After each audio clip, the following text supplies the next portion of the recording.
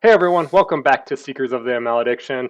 I am joined today by the fabulous Nico, also known as Loki on the Discord.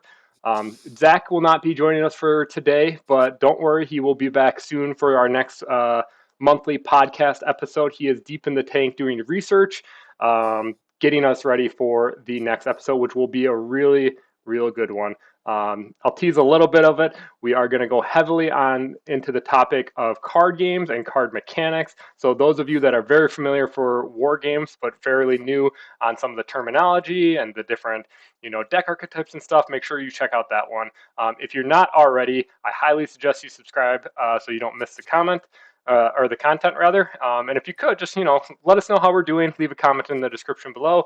But yeah, Nico, how's it going, man?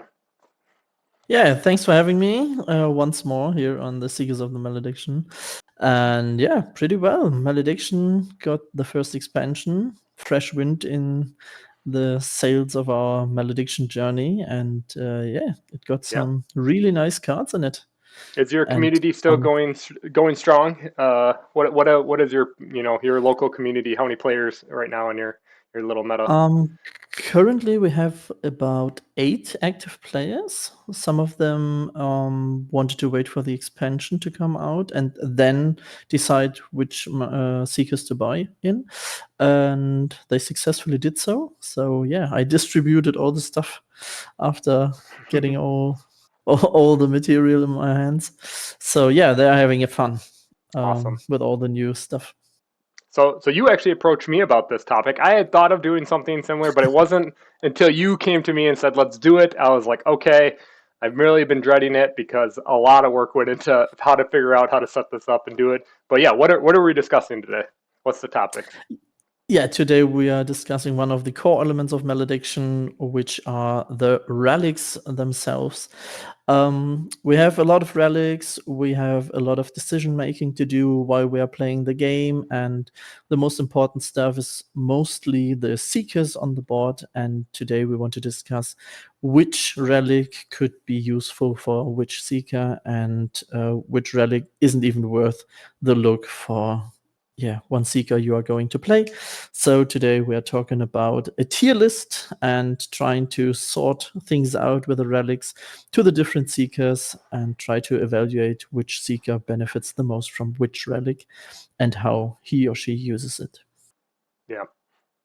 Well, and so let's get right into it. But before we do, let's just kind of go over how we're going to run this. So first, I will bring up the relic cards and we'll kind of read through it and kind of discuss its use cases and stuff, why it's strong, if it's not strong, etc. And then we'll switch over and we'll do a tiered ranking for every single seeker. So all 10 seekers will rate, is this an S tier for them or is it a D tier? And kind of go from there. I think one thing to kind of call out now that we're actually, because this is professional and we did a lot of work beforehand, is I think a lot of the our gradings are going to go with like a specific deck in mind, right? There's different ways to build different seekers. So I think when we go through each seeker for the very first relic, I might say this is how I play the seeker, or this is typically what the seeker wants to do, and I'm grading it based on that. Because if you take like an aggro deck, or you take a seeker and you build it in a way that it's going to be aggro, you want to rush down, do as much damage as quickly as possible, end the game quickly. That's going to change how you grade their relics if they were trying to play a control matchup, right, or something like that. So yeah, do you have anything else to add before we just hop into the first one? No, I don't think so. I think you said everything perfectly, and we should, start instantly. And we don't, we are not going to talk a long period of time about Yep. those relics, but we make a hot take Yes, and for you them. guys, to set this all up, I feel like I'm at a NASA computer. I have like multiple screens with multiple browsers over and everything. So if you see me like looking all over the place, just know I'm just trying to run this as smoothly as I can. So all right, well, we'll hop into the first one here. It is Boots of Celerity. Could you actually do the reading for me? That would actually help me out. Yeah, sure, no worries. So, Boots of Celerity, it's an attachment, it's a relic, which is every relic we are going to discuss now, so I will leave that out in the future. And this unit gains Dash. Dash means during this unit's activation, it may perform a free move. And this unit does not provoke retaliation, so you have a free move whenever you are going with your Seeker or with another unit. Yes. Starting right out the gate, as tradition, with a lot of things, we did the best first, but really we're just going alphabetically, so that's why Boots is first. But I think that this is not a debate, or is very like the consensus is this is just the best relic in the game. I think it's a guaranteed free action point every round for that free move, which every single unit or seeker can really benefit from. And then the retaliation, there's a lot of things that provoke retaliation that this just ignores, right? So like being able to do Yeah. ranged attacks in melee, being able to walk out of melee, being able to do certain Toss. actions that would provoke retaliation. What were you going to say, Nico? Yeah, yeah, like using an ability that's also causing retaliation, and this boots just say nope.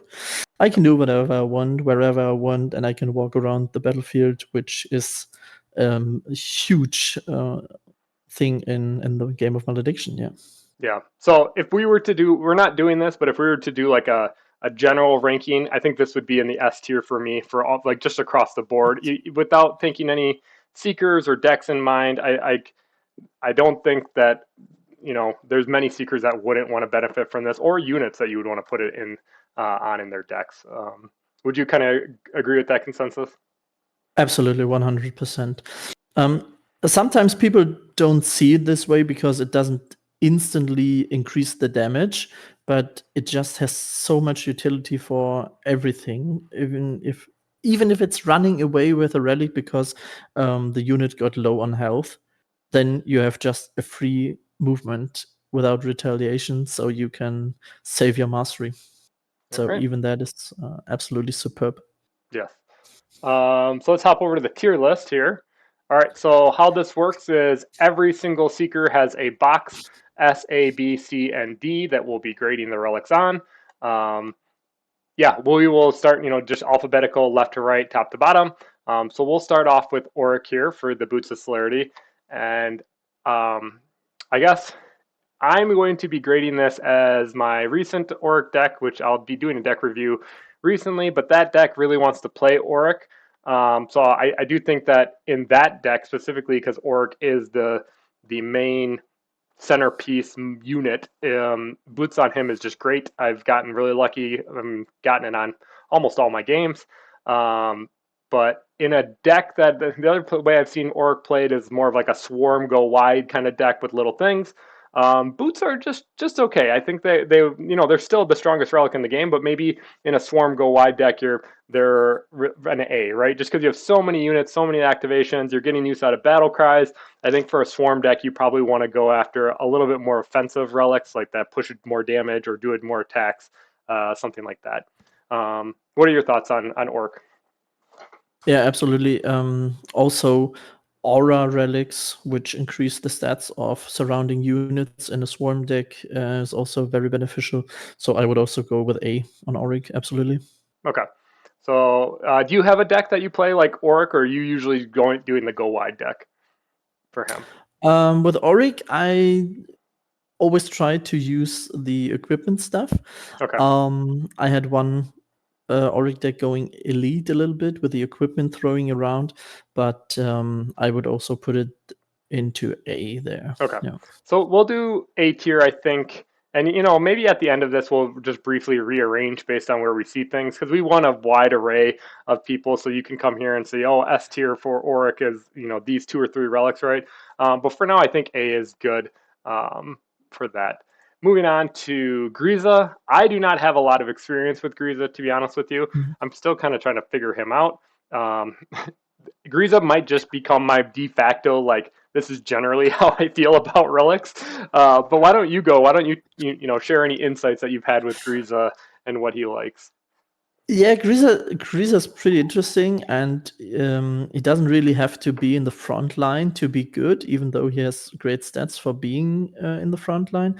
But typically, what I used to play is Greaser in the back line, and then just using his ability to distribute attacks where it should be, Yep. and a little bit of a sacrificial tactic, like throwing in pretty cheap spirits, and then use the unique item to gain the most benefit out of it. So I would go C on Greaser with the boots.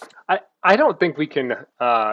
That's too much of a disservice for boots. I think for Grease, I still think they're really good, but I do agree with you that like Grease's last whale, he wants his stuff to die, um, and like he wants to buff his raw stats, right? So like the melee expert actually does. I don't even know if that actually. No, attachments do get updated. So like yeah, melee expert or you know ranged expert, I guess. Well, it has to be a melee attack.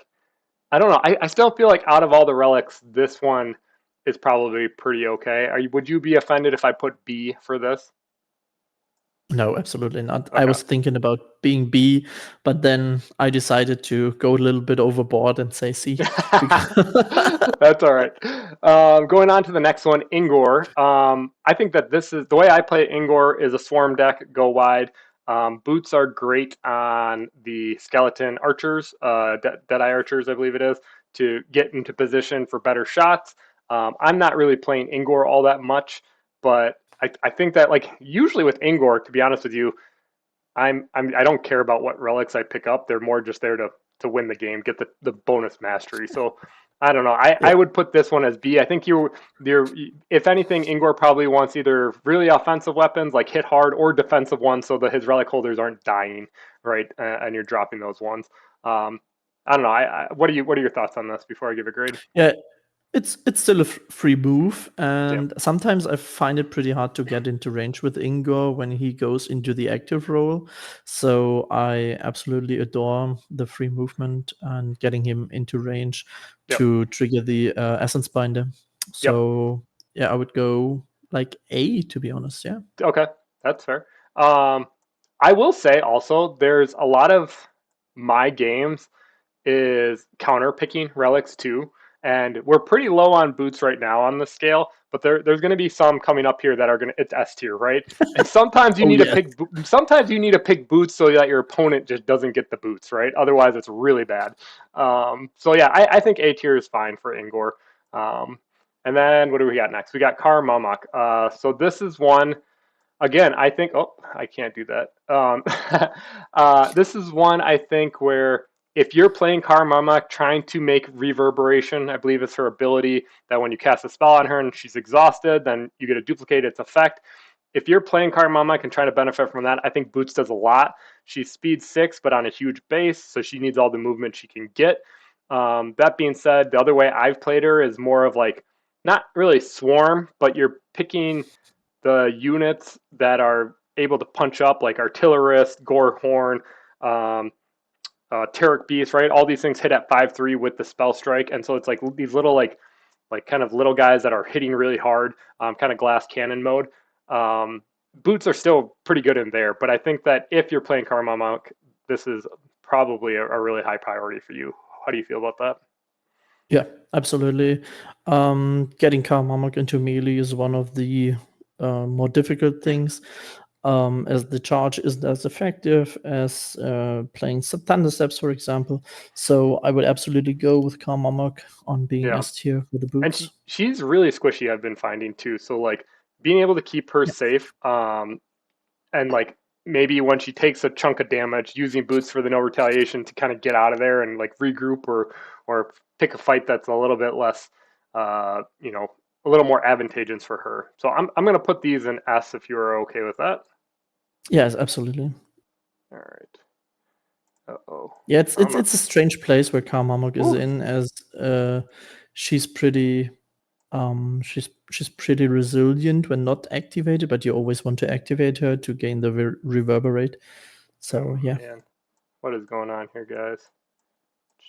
I might need to redo this one on the fly, but I'll do that. She'll be an S tier. We'll fix that one in a little bit. Londriel. Do you want to go first on Londriel?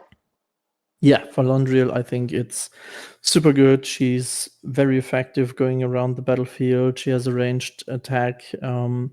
She's just great, and she's missing some movement. And with the boots, this problem is solved. So I would absolutely go S tier with the Londriel 2 here.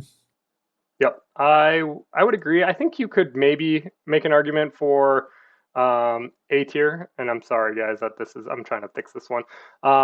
Only because I think there are stronger relics in her arsenal. Yeah, I think if you're okay with it, I'm going to move this down to just A tier, just because I think we'll get to a place where there's a lot stronger options for Londriel in the S tier category. That's fine. Okay, going down bottom left now, Morda.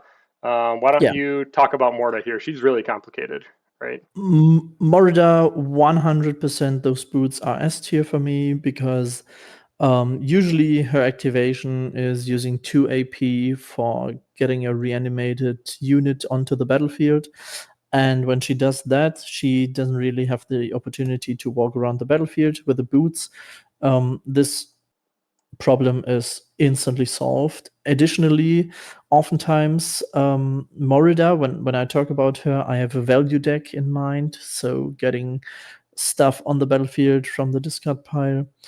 And with the boots, you can maneuver around the battlefield and evade those attacks, or if they reach you and charge you, you can just go away and still summon stuff. For example, leaving the engagement and then summon a unit just in front of her, so the charge way is blocked to the enemy that was attacking her beforehand.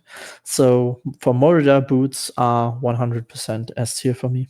Yeah, I would agree. I think the proper way to play Morda is to maximize use of her Necromancy ability, which is a 2 AP action. So if you're being aggressive in the list and pumping out Necromance units, right, then you're going to be doing it way back in your deployment zone if you're maximizing it doing every turn. Putting these and somehow getting these on Morda allows her to kind of move up the field. A lot of people will drop a relic right in the deployment zone and try to pick that corner so she doesn't even have to move the first turn. But otherwise, she is we'll talk about this too in the next episode, but where we could talk about card games and like archetypes and stuff. She is a tempo seeker, which means that she's really trying to outvalue your opponent, as you mentioned, Nico, and kind of just get these little wins. So like Boots is just such a versatile relic to be able to, keep something alive or get more up the field, that I think it's really important for her as well, more so than the other relics. So we'll put that in S tier for her. And then, yeah, if you could keep going, Nico, now we have Polynor. Yeah, Polynor lives with a very good long-ranged attack, and the boots allow him to position in a way that he is oftentimes not attacked. And 2 attacks plus the cast can overcome the breaking point of lethal damage. And additionally, if the opponent tries to not being in the range of Polynor, those boots again solve a lot of problems for him, as he's allowed to move into position and then attack 2 times plus casting the spells. Yeah, which is oftentimes enough to get a unit off the battlefield. So I would also go S tier with the boots right there. Yeah, I would agree. Polynor is really wanting to kite and not get caught as he kind of stands back and does a bunch of damage to his opponent. So being able to utilize that is extremely important. I am going to be done with this, and I'll do it after we do the next one. Sorry. Yeah, so, just being able to maximize his range attacks. He's got range 12 pinpoint, I believe. So being able to just like take the free move backwards, even if you charge and engage him, and then he can double shoot every turn, maximize his spells, get off Leastrum discharge and stuff like that. That's just I think he's one of the strongest uses of boots in the S tier, as well as I think our not the well the next one is pretty good too. Man, I am Yeah. not having a good I time with mean, this. I mean, There we you go. even pack in a card for a free move like the Leastrum Stride. So having it on your card pinned is really really good. Yep. And then we got Sigrith. Sigrith loves to smite, so boots allow her to do that. Otherwise, if you're playing against Sigrith and you find that she keeps hitting you, just whatever she's engaged with, just take that unit's activation and shift away. Right, like that's usually how I play into Sigrith. Is just don't let her ever do the smite because it's just too much damage. It's always going to hit because it's +5 to the attack roll. So I think it's like +10 total or something like that. It's ridiculous. So yeah, usually, counter picking and making sure Sigurd doesn't get boots is kind of a high priority as well. For the same reason, it's actually I'm realizing that all the single faction seekers kind of kind of have a very similar playstyle, right? Do you have anything to add for Sigurd as well? No, absolutely. This is the way I play her. This is the way she should be played, I think. And smiting just hurts. Yes. All right, and I think the winner of boots, right? Like this is like the number one rule when I play into Thundersteps is you just can't let him have any boots. You don't want him to have scout boots, which are the item that he has that he's probably put in his deck for the cleave and hit and run triggers, as well as the boots of celerity, because he just creates so much chaos when you can't predict where he's going to be and like pin him down, right? Yeah. Yeah. What do you have anything else Those to add to this? boots Those boots put the steps in Thunder Steps, man. Those are ridiculous with him. And Thunder Steps, the only one who wants to wear two pair of boots at the same time, Yeah. because if he's got one boot of them on each foot, he's incredibly dangerous. Yeah. Yep. And then last but not least, we got Vorendal. Same thing, right? As all these last four, Palinor, Sigrith, Thundersteps. I feel like these are S tiers. Sorry, I just realized this Yeah. is out of frame here, but these are all S tiers. Vorendal has Onslaught, which is just like Sigrith, where if Vorendal, the name of the game against Vorendal is don't let him be engaged with anything. Before his activation, right? So if he goes and he engages two or three things, you better figure out a way to unengage those. Otherwise, they're pretty much dead, right? And boots of celerity make it so that makes it extremely hard, and he's just going to get value from onslaught essentially. Yeah. Absolutely same arguments as for Secret. So S right. tier, yeah. Thunderceps should be the only one S plus tier for the boots. Yes. Yeah, I agree. Okay, so we'll pop back over to our relic deck, and we'll go over the next one. I'm going to try to fix that scene here really quick while you read the next relic, which Yes. I'm hoping is going to go. Oh, there it goes. Everkeeper Reliquary. Yeah, Right. the Everkeep Reliquary, this unit gains accuracy +2, which means this unit gets +2 to the attack modifier, and defense +2, which means this unit gets +2 for the defense stat. And at any time during the action phase, this unit may claim and equip a relic from the relic display. If it does, return the Everkeep Reliquary to the bottom of the relic deck. So yeah, this is kind of a special one because virtually it could mean that you can just be um, any relic on the board. So the Everkeep Reliquary is kind of a morphing relic, one of its kind. It boosts some stats, and it has this incredibly well used ability to just swap out relics, which is incredible. And especially if you can just take it pretty early and then new cards are revealed. If you're waiting for the boots, for example, for Thundersteps, and they are not showing up yet, then you can just keep this reliquary to wait a little bit for them to show up or get the next best item or relic that shows up. Yeah. Well said. I think that this is. I think that if you're not hitting one of your S tier relics, this is one of the ones that you want to grab because it's going to give you some kind of benefit. And then one does get flipped up that you really want, or if there's like a situational thing, right? I oftentimes will swap, like keep this on my guy, and then they'll try to like be killing my relic holder to make it drop it, and maybe there's either an Aegis or a Berserker's Helm or a Everlasting Heart or a Martyr's Vexillum, right? Something like that that's defensive. You can kind of last minute, right when they think they're about to kill them and invested a bunch of resources, swap out the item, get that additional health or resistance or whatever it is. Martyr Vexillum, if it's like another unit that can then begin absorbing the damage, it's very strong, and you can also often catch people out that might just not be aware of like what the different possibilities, right? Because I think a lot of people aren't gonna like do that, like really experienced players will, but a lot of new players are just gonna check out and be like, okay, like you have that, and not really keep it top of mind as you guys are playing the game. So yeah, I think this will never be a D tier relic. Yeah, but it also won't be an S tier relic for most of the time. Yeah, I would agree. it will be just something to overcome time to get something new. Yep. All right, I'm gonna hope I fix this. Moment of truth. Okay, it's not the worst. Looks good. Yep. Looks good. Perfect. Okay, cool. So yeah, we should be able to go through more quickly now because we kind of talked about the decks and what they want to do. So why don't you start us off with Auric? Where do you put this in Auric?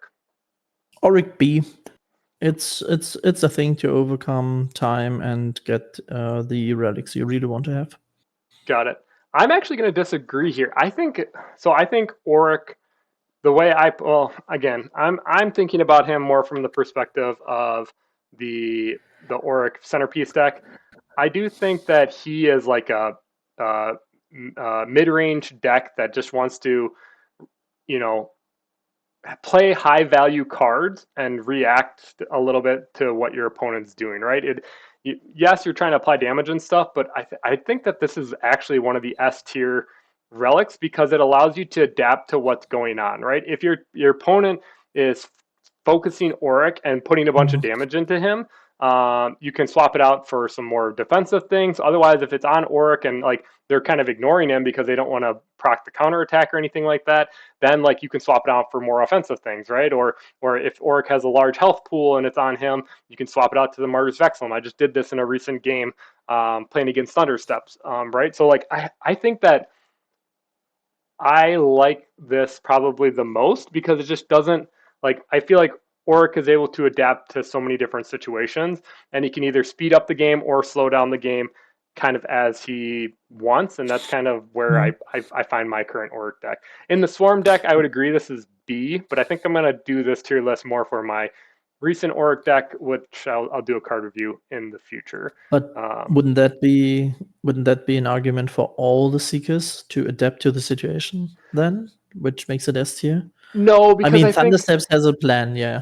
Yeah, I think a lot of them have a plan, and they things aren't going to get flipped up where it's like that. I don't know. Just in my Auric games, I found myself holding on to the Reliquary to swap it out when I absolutely need it. Whereas like a lot of other decks, I'm trying to swap out the Reliquary as soon as it's applicable, right? And I don't know if we talked about this, but you can swap this out at any time. So if you are making a melee or making an attack, right? You roll the die and you can add the +2 from the Reliquary and you can see if it's a hit. And then once it's a hit, you can swap it out for Reaper's Edge, right? To push a little bit more damage, like in between the hit roll and the damage roll. Same thing for defensive. You can benefit from the defense and then see if they hit or graze. Well, it doesn't even matter, but maybe you're waiting for that first hit to take damage. They graze, and then you can swap it out for like a defensive relic. And I think that for a lot of Seekers, they want to swap it out as soon as possible. Whereas Auric, I found holding on you can to swap it out for the daggers, for example, if you get grazed and you want to hit back. Yep. I'm you know what? I'll put it at A tier right now. We'll just kind of meet in the middle, if that's all right. Okay, and then Griza. How do you feel about this one on Griza? Griza, I mean, he's standing back.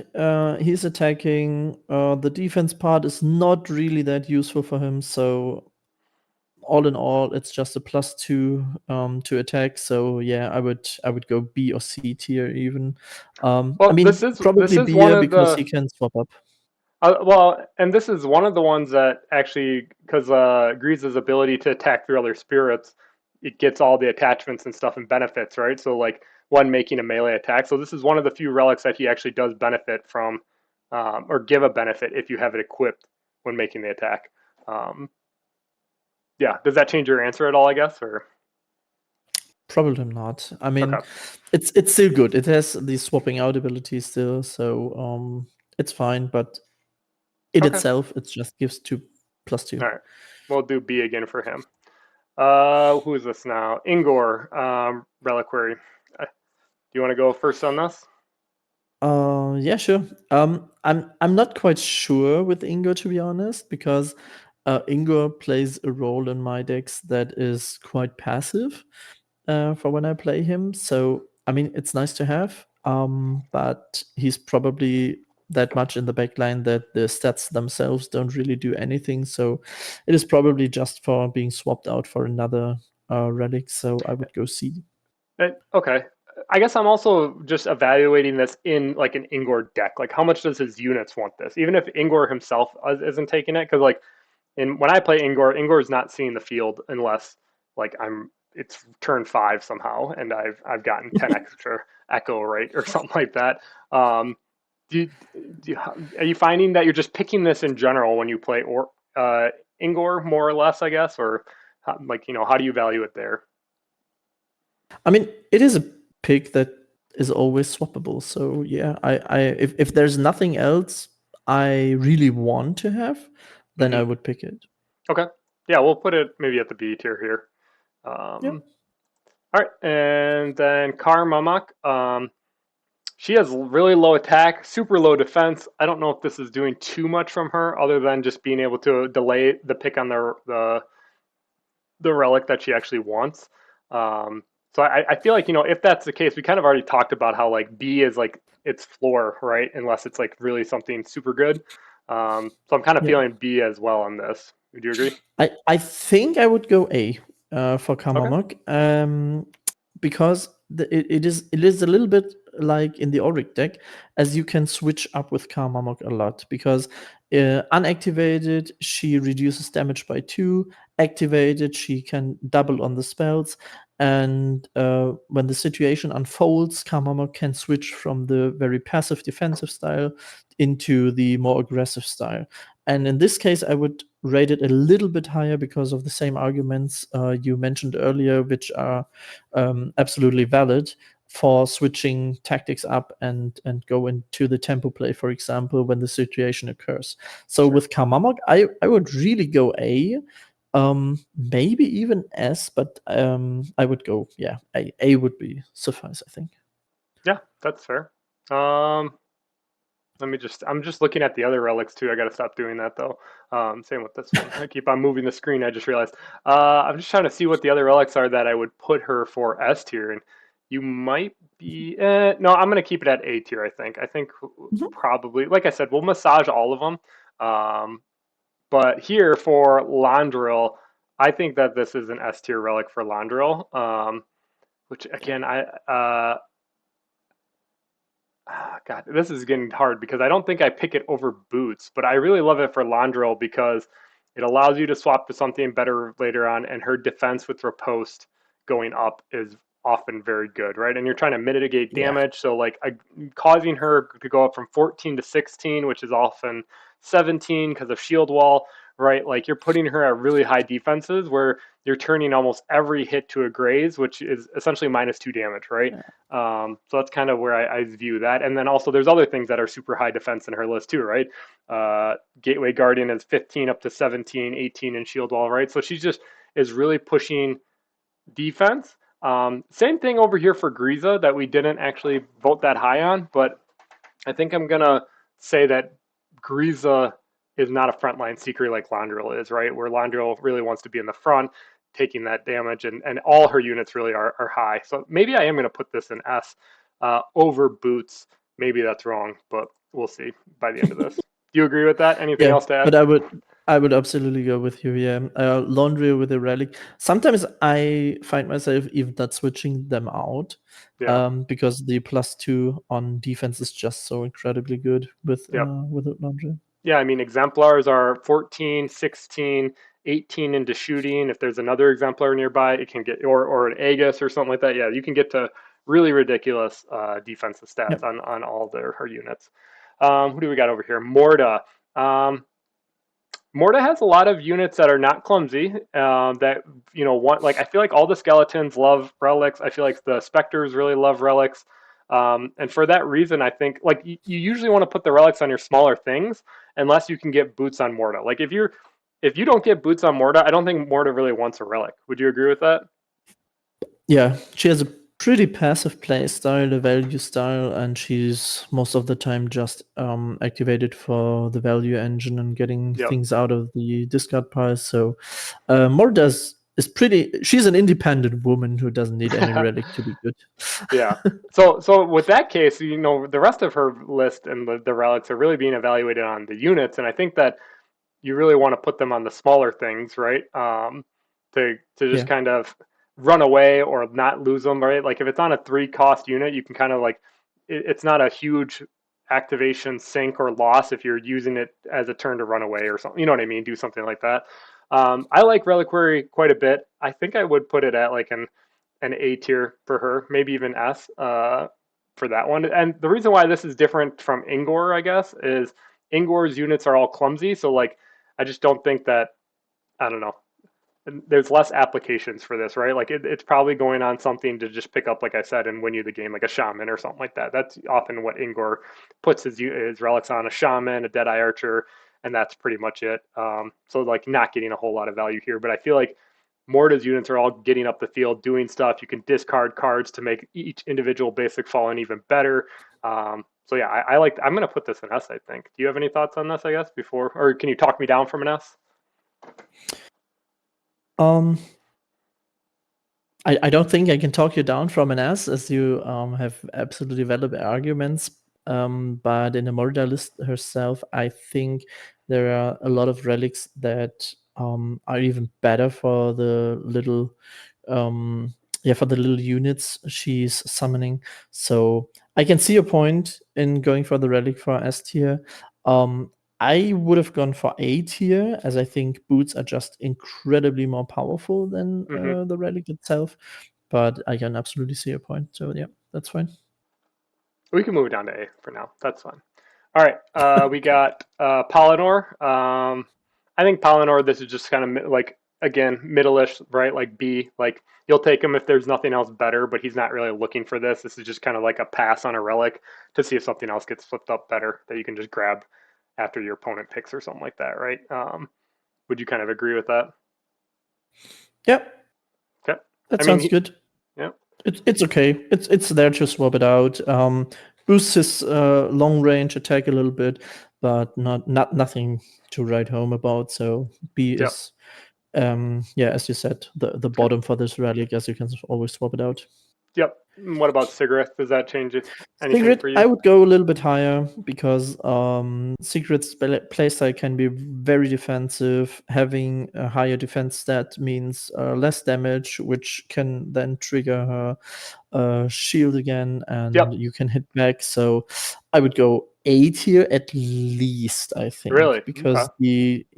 because the defense relics um, just enable her so many times, and having the shield with the aura, and Yeah, that would also increase the defensive. So I would you, go, you yeah, make a good point with the grazing to get value off of like if you can cause a seeker to graze and then you can discard a card to make a hit back, that's pretty good value, right? To prevent the full 3 damage from a seeker that often grazes at 3 and then hit it back. So yeah, I'll move it up to S tier for that reason. yeah, Uh, everything gets an adrenaline rush without spending echo, right?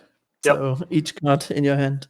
Yeah. Yep. For Thundersteps, just because I do think that like um he does like defensive relics are always good. I feel like our abilities are always good, but there's a lot of range specific units that I think he doesn't necessarily benefit the most from. So I'm just trying to take a look and see I feel like this is more of like an A range for Thundercept, just based on like the other options he has available from him.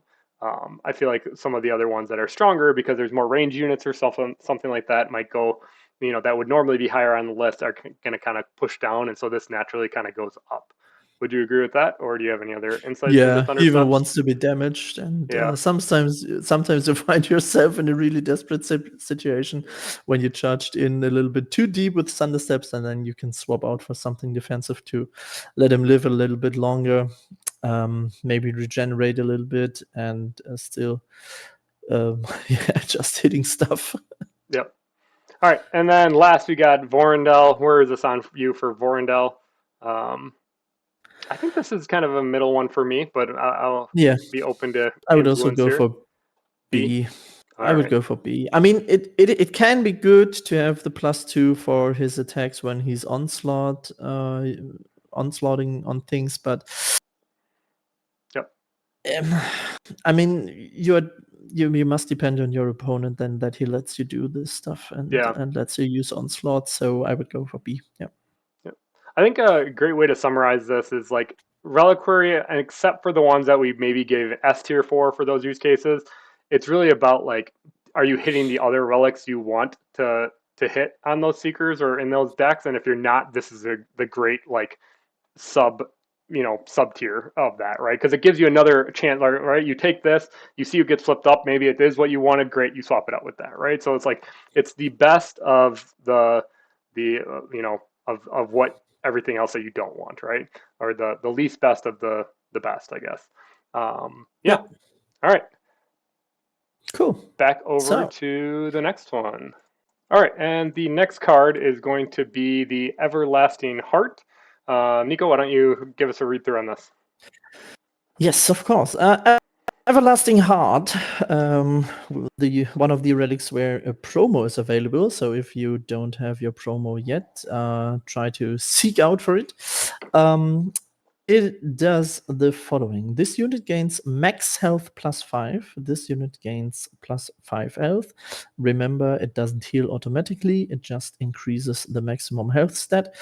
And it gets regeneration 3 when you activate this unit. It recovers 3 health. And when this unit is defeated, if it's not a seeker, return it to its owner's hand. So you can just put it back into your hand and replay it if it is something of high value, for example, or if you need any unit that you just lost. Yeah. What are your thoughts on it, I guess, before we hop into the tier list? To be honest, I'm not the biggest fan of the Everlasting Heart, to be honest, Really? as it yeah, I'm not the biggest fan as it does nothing at the moment you pick it up. And it Well, only does something when the unit dies, which puts you on the back foot well, that's anyway. not And not true. It increases your max health by 5, right? So like you have to do 5 more damage to it, right, to kill it, which is kind of like a 5 health heal when you pick it up, pseudo. I don't think it increases the max health, and it also increases the life stat. So I a don't. lot of people get this confused because of TTS and how TTS you count down your remaining hit points. But in the actual game, you're adding wound counters to to up to your max health, right? So like let's say I'm going to Oh, use an example. I have Priest, right? Priest has 7 damage counters on it. Her max health is 8. If a priest picks this up, then their max health goes up to 13, which means you can take 6 more damage before it is defeated, which is kind of like giving it more health, right? Like it's not a healing, it's not taking away the damage counters, but it does take more to kill whatever you want, um, with regen then on top of it. So I think this is probably the third best defensive relic. I find myself putting this all the time on my little like my not little guys, I guess, like not 8 health, but if you can get this on like a 12 health or more like unit, it does a lot of work. And the regen does a lot of work as well. Like I've put this on exemplars, gateway guardians, like shield hmm. mages, even knights and stuff like that. Like it's a lot of if you can find a theme, it's all protection units, right? That you can kind of tap into their health pool and like get a lot of work out of this. I mean, even things like skeletons that have persist, that, they try to kill this and then you exhaust them to persist. Sure, they don't get a heal next turn. They don't get a heal that turn because you exhausted them. But next activation, if Yeah. they're still around, you can activate them first. They immediately gain 3 HP. You can run them away. I don't know. I find this often very useful. Again, I think as you kind of commented, the last text of like when it's defeated, return it to hand, that actually doesn't do anything.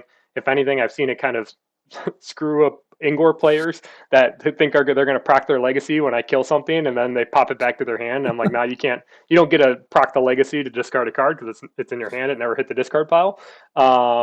Yeah, that one I've never really. Usually, when relic holders are dying, the game is ending, right? So like there's not really an opportunity to replay that unless you lost it like super early on. I'm pretty high on this. I think it's like in the top third of relics, I would say maybe, or top half Okay. definitely. Yeah, let's just get into it then. Yeah, sure. Who first? Auric. Yeah, like I said, I love this on knights. I love it on in the swarm decks, like just making your relic holder harder to kill so that you don't lose the game. I think I like this quite a bit. I would probably put it like B maybe tier. It's not like amazing, but I think it's pretty overall pretty good. What are your thoughts on that? Yeah, I'm not the expert in playing Auric because I have only played him a couple of times, so I trust you in this case, Sure. absolutely. But I can see it. I think that counts for every faction or every seeker that wants to play in this defensive style. Yeah, That it has more value with them than the others. I think, like I said, if you are playing a list that's kind of going wide and playing more small stuff, I think these are great to make your relic holders because the way your opponents are going to play into you is they want to remove activations like easy to things to kill, and then they also want to be gunning for your relic holders because um, as their stuff is dying and mastery is going up, you really should be focusing opponents' Mm. relic holders to drop their mastery to bring the game out and stretch it out, right? So if you're a swarm deck and you're going wide, you're also probably aggressive, and so you just want to make sure that your things are staying alive just long enough so that you can get that extra 20 mastery and win the game, Mhm. which I think is often very really important. So yeah, Yeah. we'll put this at B. We'll go to the next one. Oh Griza. yeah, I What do you? love it with Griza. This is the one exception. Okay, Griza can pay with life, gets regeneration 3, which is amazing with Griza, which is like 3 additional echo each turn. So Griza S tier, okay, absolutely yeah. amazing with Griza. I would not think this, but I think you're right because I too have wanted to play a bunch of stuff with Griza, and then I cast my first spell and I realized, oh, this guy's like almost dead, and then I can't play anything else. So yeah, I haven't had many games with it. I actually haven't given Griza much thought, but this totally makes sense for me as well. Okay, who is this now? Ingor. Gore. Yeah, I think that this is another one. Like you're happy having your reliquary swap into the heart on like your little stuff and pick it up. So I think this one is probably B. I would put it below reliquary. On the Yeah, beer tier. Yeah, I think I'm happy there. You good? yeah, absolutely. Cool. That's fine. Kar-mamok. Kar-mamok. Yeah, I you would want to go an A, to be really? honest. Yeah, I would go an A because, as you mentioned, as soon as Kar-mamok is activated, she gets, or he or it, I don't know, Yeah. I don't know what to do, say to it, gets really squishy really quick, and you want to activate to get the reverberate. And so in this case, I would go for A. Um. Yeah, I guess that's right. Gosh. I don't know if I don't know. I got to play more games with Kar-mamok. I don't know what she wants really. It just feels like this is such lost on her, and like a lot of her units don't really care about this at all as well. Because like I do feel like Kar-mamok is probably the only thing the closest thing we have currently to a combo seeker or combo deck, and like this doesn't help in the combo, right? Like I do feel like, and we'll go into this more with our next podcast. Again, it's going to be a really great the card game one that we're getting kind of gearing up ready to do. But like combo is you're trying to find a certain amount of cards to kind of pop off and like win the game kind of like out of nowhere. Um, sure, staying alive does that, but it also doesn't like help you just like end the game, which I think she's trying to do from her combo seeker. I'm gonna actually drop this a little bit down 1B because I think if you're playing a game where you're just trying to keep Kar-mamok alive and keep the engine going, you're probably not going to win that game. Is kind of my thoughts on it. They'll start killing things, and Kar-mamok is just extremely squishy with 12 defense and 14 HP. That I feel like an extra 5 health and regen 3 isn't going to cut it for her, unfortunately. All right. Yeah, I think that this next one for Landrill, this might be an A to an S tier for me. Mhm. I think I would often. I'm going to put it below boots, I think. And I can change this if you feel differently about it, only because I feel like Landrill often has to counter pick boots to not give it to your opponent. But if I guess like if you can get this on like an exemplar or protection unit, it's just like it's so good with all the different defensive abilities that you're layering over it, and you'll easily that thing will never die. And and if you pick this up round 2 and you are able to heal from it, you'll easily heal 15 points throughout the course of the game, right? Like I don't know, I think it's really strong. Yeah, What are she your has such a thoughts? high defense. Yeah, such high defense, and especially you need more attacks to get her off the field. And with each attack, you have the opportunity or the chance to grace, and then you will get the repost. So Yep. yeah. I mean, this is essentially like, and when I talk about Laundry, I'm talking about obviously the deck build where you're just kind of creating a protection bubble, damage is kind of getting split all over. I mean, 5 extra HP with a regen 3, that's often just like an additional unit worth of health, right? Like 8 turn 1, and then you're going to get more after it. And like the protection is you get to choose where the damage goes, right? So you bring an exemplar down to 1 HP, and then you're like, all right, he's not going to take anymore, and I'll just start regenning every turn off of it until he gets back up, and then I'll drop it down. Because right now there's just nothing in the game that will get around protection. So I think it's really strong. Mhm. It might be higher up, but we'll see based on some of the other relics that Landrill gets. All We right. have Morta here. I think this is another pretty good one for Morta. She has a lot of small, squishy things that you don't want to die. You don't want to drop a husk. Um, yeah, I'm okay with this one. Maybe like B range. Maybe it could be a low A. What are your Yeah, thoughts? I think if I think of Murder, then I think also of the Umberland Shades. Hmm. And the heart on the Umberland Shades is super annoying. So every grace just does nothing, and then they are regenerating. They have extra health. They just can run away. So yeah, Yeah, and like that's this, you could see this as like anti-certain energy. Because like if it's going back to your hand and not to your graveyard, then you can't necromancy it. But then if this is a basic, you're getting that basic back in your hand to give out like phasing or persist, or if this is on the new kinship, you could give out onslaught after like after it dies and it goes back to your hand, then you could discard it for that her ability and still necromancy. So I think that out of all the seekers, the bouncing it back to your hand is kind of the best for like that line of text makes the most sense in Morta. I feel like, if that makes Mhm. sense. Cool. Yeah. We'll leave it at B for now. Who's this? Polynor. Polno. Oof. I think this is I probably would a go low C. C. Yeah, just because it really like extra health. Like Oh, you're put. that was Yeah, Sigrid. you're dropping down. Oh, that was Sigurd. Oh, okay. Let me just fix that. I'll leave that there. All right, there we go. Yeah, I just don't think it does enough for his units. Extra health is always welcome, but it's not going to do much outside of that, I No. think.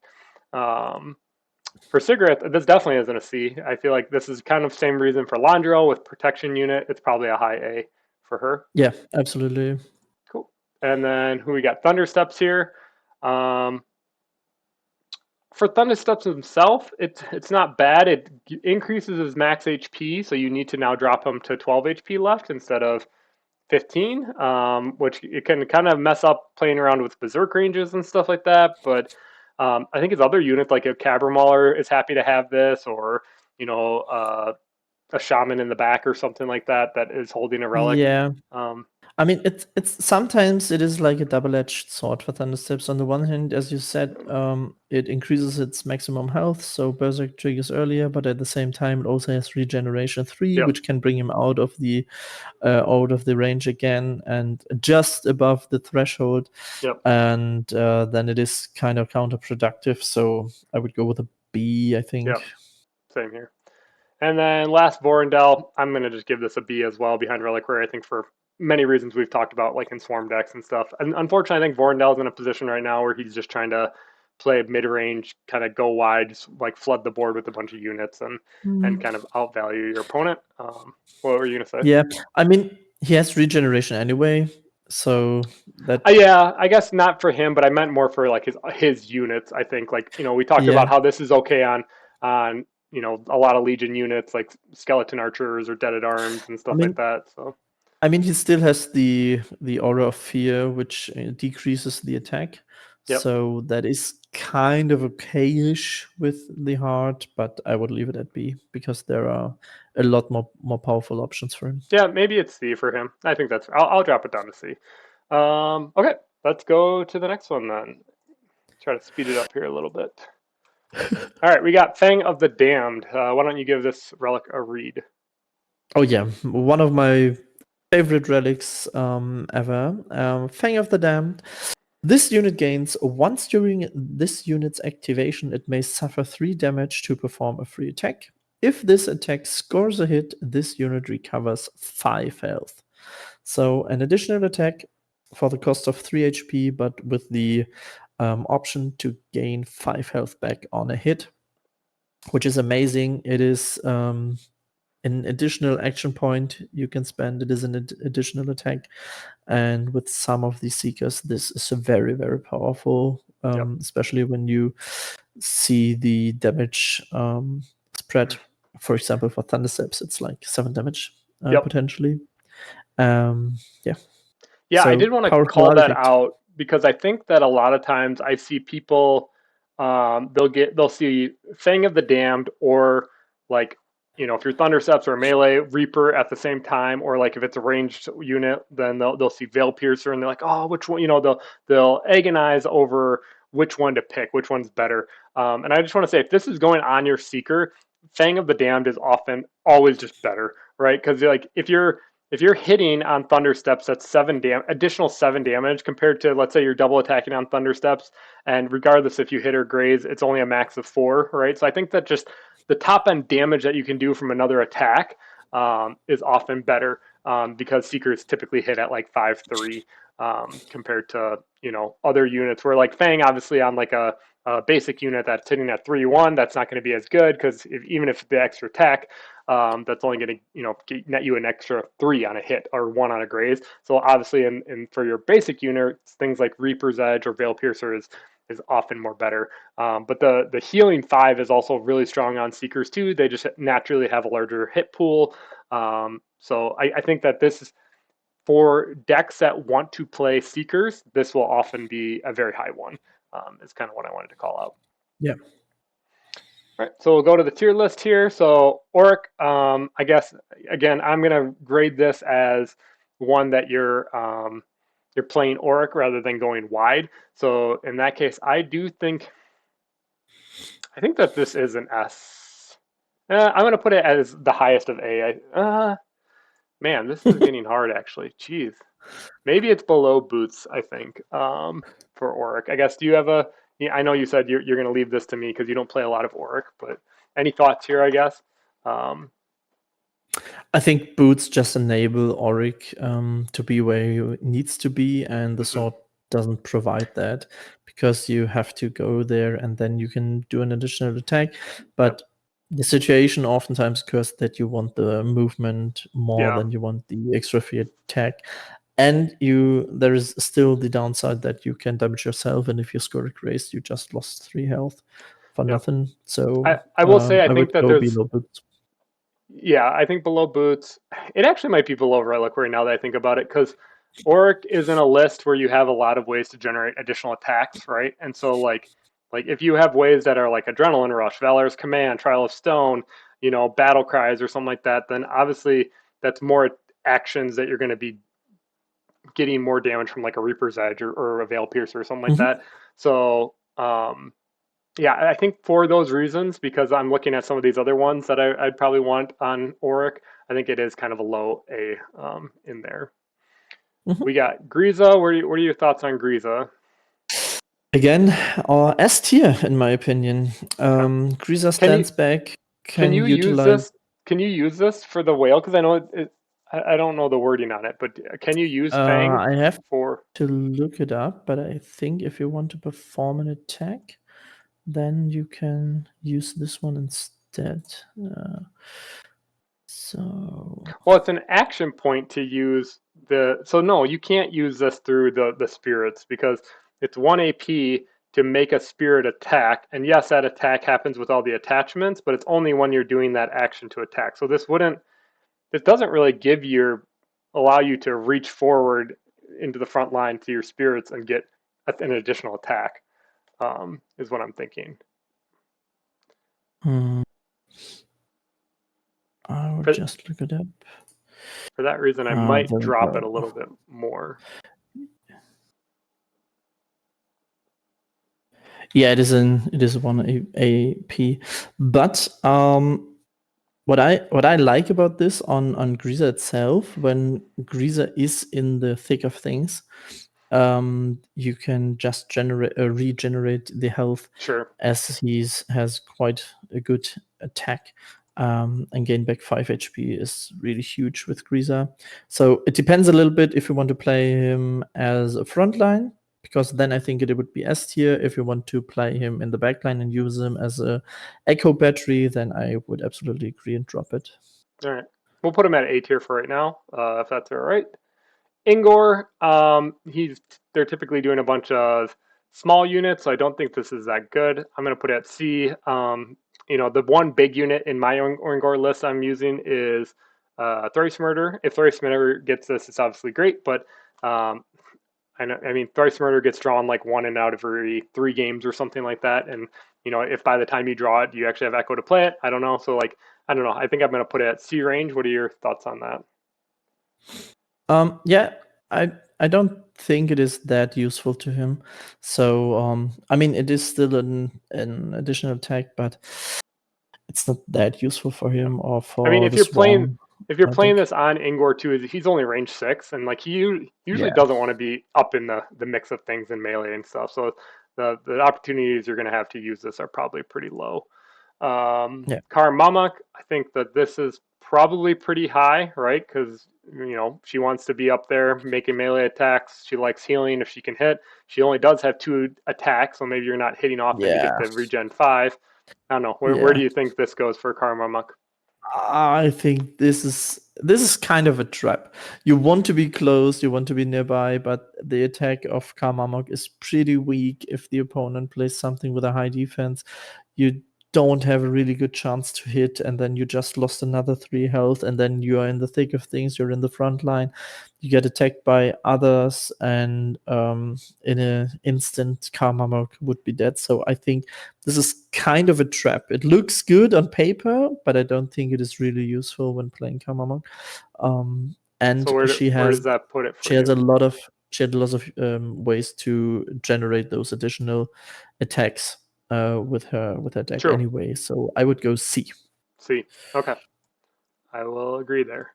Landrill, I think Landrill loves this item. Oftentimes you can anything that just regens Landrill, I think, and like she has a lot of range units too, so you can use this to hit a priest or something easy to hit in the back, get 5 HP, or +2 netted. I feel like is often very strong, and she just needs to.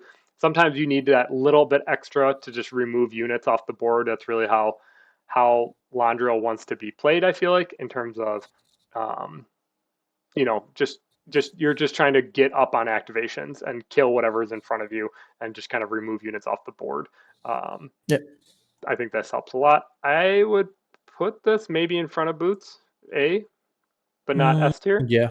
Yeah. Okay. She has a range attack, and she's also good in melee, so I think the attack Yep. is worth more than having a free move. Yeah, Landrill comes down every game for me too, so this is always can go on her, but like if you're at a position where Landrill picked something first and you took it, and then this gets flipped up, and the option is to put out like Exemplar or Gateway Guardian or something. You probably don't want this, right? Because like there's a lot of times where my Exemplars and Gateway Guardians just don't attack anything because there's nothing in melee with them. But if you can get this on a range unit or Landrill herself, I think it's quite strong. Yeah. What is this? Morta, I think because of the swarm game and everything like that, not a like, she plays thrice as well, but not a lot. Morta really is just trying to like whittle you down with these little things. I don't think that Fang is going to do much for her. Do you think it's like Yeah. C or B? I would go B because it allows you to attack and use necromancy anyway. So Sure. this To just give like, increases her activation count. So when she activates, she can do 3 things. And typically, Morda, if not being pushed, if she had time to build something up, she's in a place where she does not run in danger of being attacked. So yep, B is okay. An additional attack with 4 and 2 yep. damage. That's okay. I think this is an A for Palinor. Palinor, if like Yeah. the enemy is approaching, he'll take one action to walk back, give a little bit more breathing room, and then you can make 2 attacks with it. His attack, I think, is 4, which is pretty good. He'll often hit with it, but I think this is exactly what Palinor kind of wants. But Boots and probably Veilpiercer is above that. Yeah. Yeah. And additionally, like spells like Liastrum Discharge and stuff, they want a Yep, hit. They want to see a hit. And with this one, you just gain another chance to get that hit. yep. And you can go over the breaking points for some units, which deletes them then. Yeah. Yep, that's a good call out for like momentum weavers too that are fishing for a hit, right? To like push or pull or something like that. This is another chance for that. So yeah, that's a great point. Sigrith, this is probably just, I don't know. I kind of put this like middle-ish, like kind of same with Everlasting Heart. But what are your I thoughts? mean, it doesn't allow you to use smite, so it is an additional attack, yeah, which is okay. Yeah, I would go B or A, but behind the heart. So Yeah, I yeah. think now that I think it's the same reason we talked about, I can't remember which one, but like, oh, it was the reliquary, the making use of your relic, right, or your legacy to do the retaliation or the free attacks if you prevent all of it. This doesn't do anything for that, right? So like, it doesn't play super well into the legacy. It's just, it will ever be an extra attack. Whereas like Reaper on that to do it, or Aegis to reduce the damage taken to maybe discard a card and prevent 3. That's all going to be a lot stronger. So yeah, we'll put that at B. Thunder Steps, I think, as we talked about, not above Boots, but this is definitely S tier because it's another 7 damage, which is just amazing. Vorindel, I I mean, mean, I'm just oh, go ahead. 2 sentences to Thunder Steps Sure. because he can attack, he suffers damage, which can bring him below the threshold, so his passive triggers for additional damage, and then he heals after the hit was scored. But not after damage, right? So it wouldn't actually do Berserk, I'm pretty sure, right? Because things on hit happen first, and then you calculate damage, just like Yeah, knockback but or something like that. absolutely, but I just like the opportunity to just decrease his health to get into the range. If it is a Sure. hit, he heals back up. Yeah, If it which is isn't a good. hit, he's still in Yeah, berserker mode. Yeah. I get what you're saying. Yeah, it takes away one of the downsides of Fang. It's kind of Yeah. good either way, either outcome. Vorendal, lastly, again, I think that with Legion units and stuff, and Vorendal himself, he like this is just okay. There's not a whole lot to kind of rave about. Maybe I mean, more again B range, but the worst nightmare is getting onslaught, and then he has the Fang for an 4th attack. But if sure. that's the case, then something went really bad. What's living after onslaughting with Vorendal? Yeah, okay. I'm gonna put it at B there if that's all right with you. All That's right, fine. let's go to the next one. We got Guardian Aegis. Yeah, I love this one. Why don't you give it a read?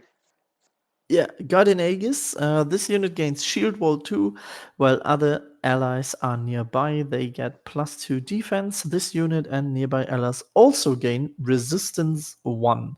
Whenever this unit is dealt damage, it suffers 1 fewer damage, which is super popular among defensive playstyles and can be pretty crucial to reduce damage to 0. And that's a very fine card, yeah. Yeah, It I is. think that I think it is Oh, go underestimated ahead. most of the time. Yeah, I think resistance is the second best ability in the game after spell immunity. Um, Yeah, and the fact that this gives it not only to the relic holder, but everything within 1 inch of it makes it so incredibly strong. And you'll often just negate so much damage over the course of a game. Yeah, let's get into the tier list and just, talk about there. And shield wall +2 defense. It's essentially 10% chance to miss an attack or graze an attack, just a flat 10%, which is nothing to scoff at. Yeah, yeah, I love absolutely. this relic quite a bit. I So think who do that we? that could be the first S for Auric, right? Um, I don't think so. I mean, Oh, yeah, I. It's really strong. I think it's actually like maybe Fang goes down to B and Aegis goes up to A.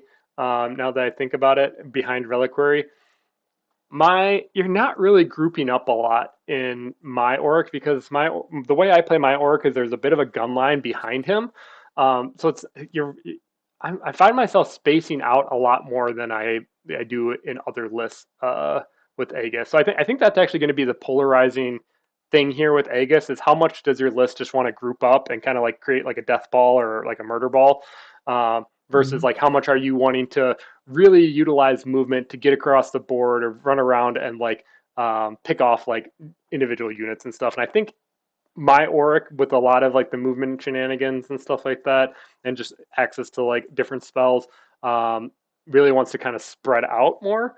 Um, but that again, this is one that just has a super high flora. I feel I do think that this is kind of like a B range, I would Mhm. say, or maybe Fang goes down and this goes up to A. Yeah, do you have any thoughts on this? Yeah, I mean, it's still a very good relic. And I think even if one unit that is essential for you gains resistance 1 and +2 defense, that's just neat. That's really good. That increases that increases the resilience by so much. Yep, It's really, really good. And especially on Auric, I can see that. Yeah. yep. Gruza one, I think is that he's grouping up, right? You want to be within 6 of your spirits in front, but it's often closer and stuff. So like you could easily kind of just brick up and use your front spirits to clear off with Griza. I feel like this is probably a high one for him. Would you agree? Yeah, it is pretty good. But still, he sometimes wants to have his things dying to trigger some effects. But it is still a very usable stuff, and he just increases his defense stat by so much. That is amazing. Yeah. So, if Which you want to I play Grisa frontline, then go for it. Sure. This is the item to go. And I would So doesn't resistance reduce the damage he takes from casting spells? So this is like a almost a -1 on spells, right? That he's using his ability for to take health, I believe. yeah, it is any damage, right? Yeah. Yep. Yeah. So like if you're on Starcast Halls and this, you're casting spells for 2 less, which is pretty strong. Um, Yeah. Yeah, I that's a good point. That's a very good point. and then he's giving his buff and stuff in front of him that's keeping him safe. I don't know. I would put this probably above Fang. I don't know if it's S tier for him, but I will default to you on where the best place is. This is. I think I would go to S tier because both playstyles benefit a lot from it. If you wanted to play him in the front line, then you have enormous stats.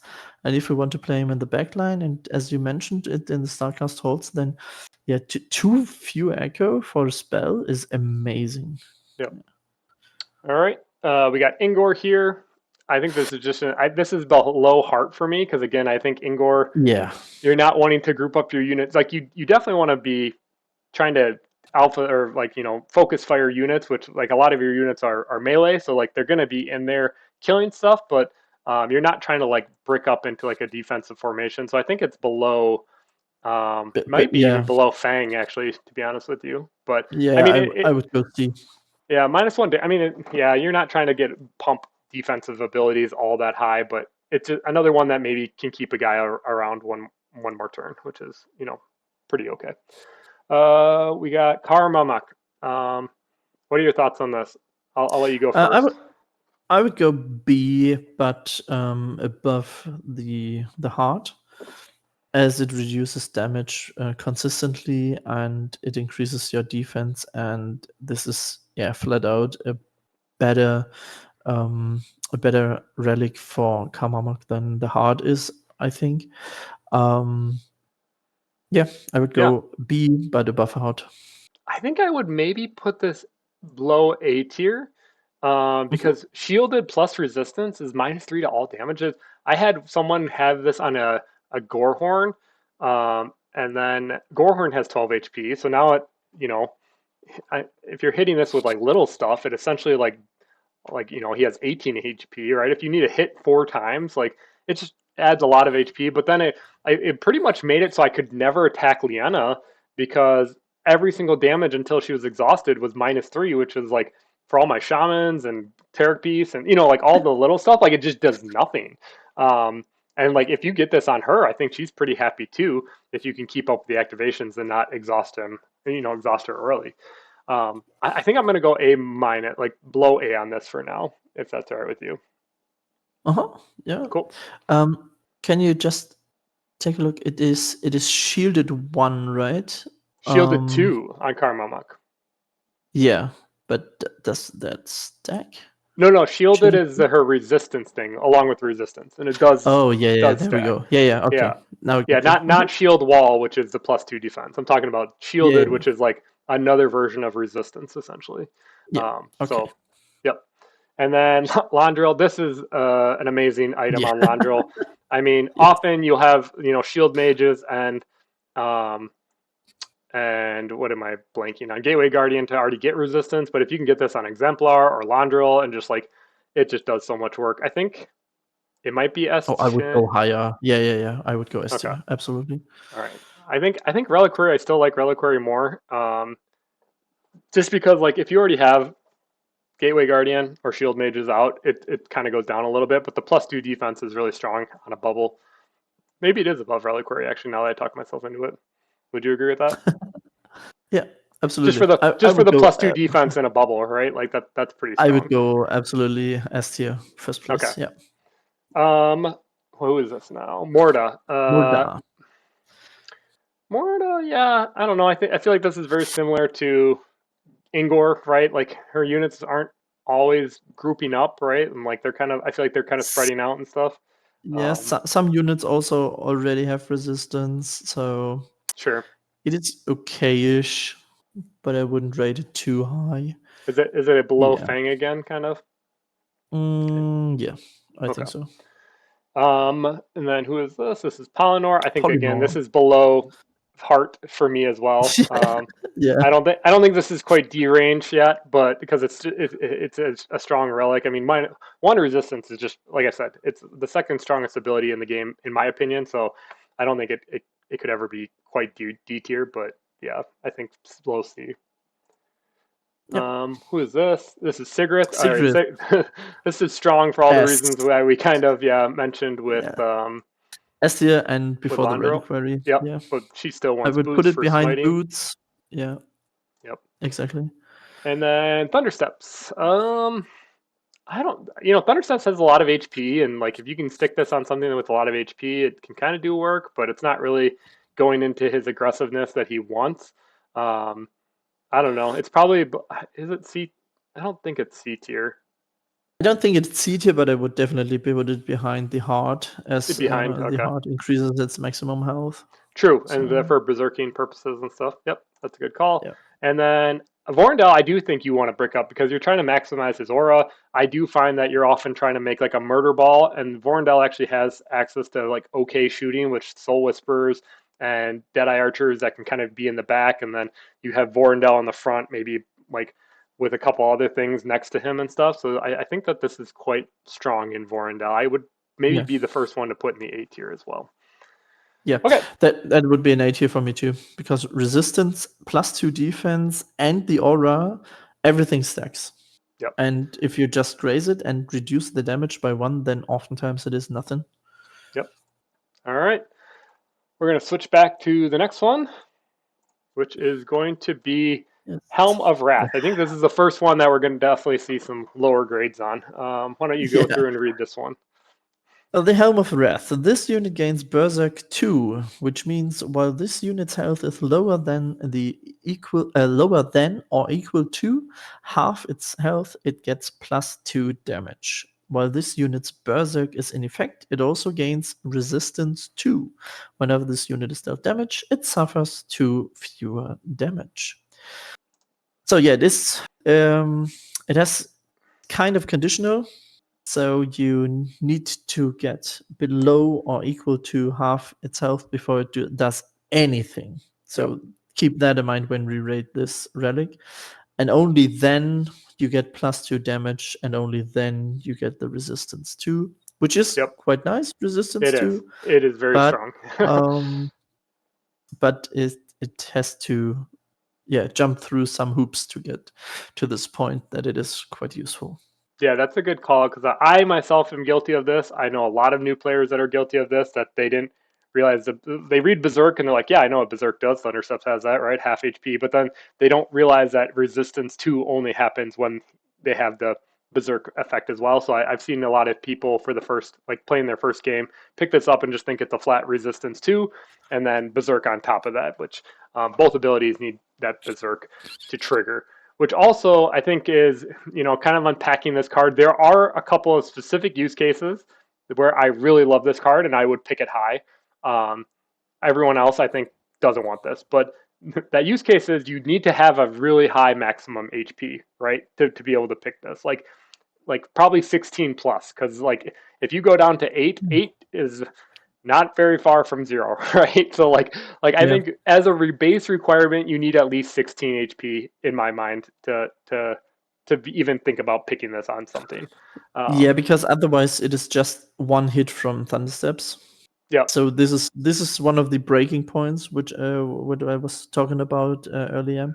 I think also this relic goes a little bit higher on Vorindal, as he has this Aura of Fear Sure. to guarantee grazes a little bit more sufficient. I mean, But yeah, we should talk about how Sigrith has the same aura, right, with like defense and stuff. But yeah, let's hop into the tier list. And so, funny enough, yeah, Auric has 20 HP, as it turns out.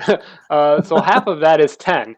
And I've found that, again, this is one of the reasons why I really like Reliquary so high on him, is because like there's a lot of relics that like you're in a situation where like, oh, 5 HP, max 5 HP really is relevant now with regen, or the Aegis, or this Helm of Wrath is really relevant. I think that this, you know what, now that I keep on talking about this, I think boots are just S tier for him. I'm going to move him up to S tier just because I don't know how many are going to go above it, but I do think that this is A tier just because the resistance to, and when I talk about this item, the damage is nice, but it's really the resistance too, which is like what you're wanting to maximize, right? I mean, you're immune to unmake. Yep. Because if you have 11 health, then you're still at 1. If you have 10, then it gets reduced. So yeah, that is one of those breaking points again.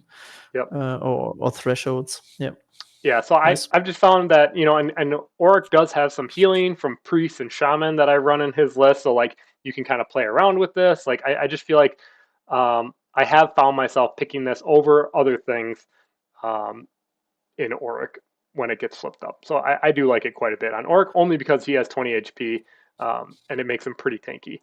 And Auric also wants to get hit too, right? Like so, like buffing things that like buff his defense, like Aegis and stuff like that. He has counterattack on his card, so he actually doesn't like. If they made a relic or an item that dropped defense, I would 100% put it in Auric just to make him more hittable. Assuming it kind of offset it with like some other benefit, like he hit harder or something like that. I would love that in Auric. So I'm gonna put it at A tier for him. Griza does not have a high HP pool. I feel like he really doesn't want this. What are your thoughts? I'm not sure about it, to be honest, because if you can combo it and you play Griza in the back with a nice spell, spending that echo, gaining resistance 2 and +2 damage, then we're talking about a 7-5 damage spread. And that's usable with Spirit Master. So That's that true. I mean, that that talked me up hurts. from like a D for him. Like, but like he has max HP of 14, I'm pretty sure. So like Yeah, that's not you're much. only activating this when it's 7 or less, which is like really danger zone, like for Yeah. him, I think. I don't think you're first picking this, right? Like again, maybe it's No, something like no. Reliquary Oh into my god. Berserking Helm, like when he gets low, but I think I can't go see going above a C, right? It's not above any of these other ones, is kind of my thought here. Is that fair? You can do a nice combo play, but typically that's not what you want to pick first. Yeah. Ingor, I don't think Ingor wants this at all. I'm just going to put this in D. Yeah, that is Okay. the quickest we have had it. Yeah, D Some of these done. later ones, we're going to start going down in item relic quality pretty soon. So some of these will get pretty quick. Kar-mamok, again, 14 HP, 12 defense. I don't think she can take this. I don't think Nope. there's anything in the list that really has a lot of HP where she can, like, another unit could benefit from this. I think this is an easy D as well. As much Yeah. as resistance too, I mean, for the same reasons that Grieza couldn't take it. Just like I said, 16 HP is like the cutoff. If you don't have it, you can't take this. I feel like, and even that is like playing it. Like really, I want like 18 HP kind of. Landrill. So Landrill does have a use case, and I will pick this high every single time. And I did this at Adepticon. It's so disgusting. If you have Herald in hand and a Herald picks this up because they have 18 HP with protection, what happens is you put your Herald in front next to Landrill. Oh Whoever my they god. hit, the angel just takes it, immediately goes down to 9 HP, and then she never is taking damage for the rest of the game. Unless and you're just like taking hits for like 1, like right, like oh you hit me for 3, okay I'll take 1 on her, or oh you graze, I'll take 0. You know, like the resistance Yeah. on the Herald and putting with her high HB and just how you can utilize protection, and like you also have like all the prevention spells to make sure she is safe, so she can take like really play with her HP pool. It's super disgusting on the Herald, Yeah. and she's protection 3, so like literally there's no getting around it. Like she can just always A- prevent damage and grab, just soak And up so much. and even if you take a huge hit from Thundersteps, for example, for 7, Yep. reduce by 2, and then you still have all of your spells to prevent damage or even throw a card Yeah, away to get or you another just 2. say, you know what, I'll take that one on the exemplar. You know, he's in the back, he's got full health. She doesn't need to take this one. Like that's Yeah. why I do think And it's S even tier. then, and Go even ahead. then, when the herald dies, it heals everything around Yeah. it. Yeah, Yep. so it's yeah. I And just if you heal with Sigrid, the herald, or anything, just a little bit, so it still gains the resistance to it, is so disgusting, and it eats so much AP to get it down again. yes. I think again, it's not higher up because you can't draw the Herald every game. But if you put this thing on a Herald, you're going to win the game. I guarantee it. It's so Yeah. gross. So we'll go down to Morta. I don't think Morta has Oh, anything that wants to use this. I would put nothing, this in D. nothing. Yep. Yeah. Who is this? Polynor, same thing. Nobody wants to use this. D. So Sigrith is the other one that I would call out because Sigrith herself, I think, has 18 HP, if I'm not mistaken, and she has 15 defense, which is the second highest in the game. So like, Yes. I feel like so many things are just grazing her, where she just loves to pick this up, and then she is like the absolute tank. You just literally throw her out there. She has prevention spells or the discard to kind of, you know, do it. But like once you trigger that berserk, if they didn't really punch you down hard, like going from let's say like 10 HP and they didn't get a good hit to knock you down to like 5 or something like that, and they accidentally grazed and like put you at 8, like it's going to be almost impossible to kill her. I feel for a lot of things. Yeah, and remember her her legacy. Yeah, exactly. Just Yep. She can every just attack discard you a card. do, Yep.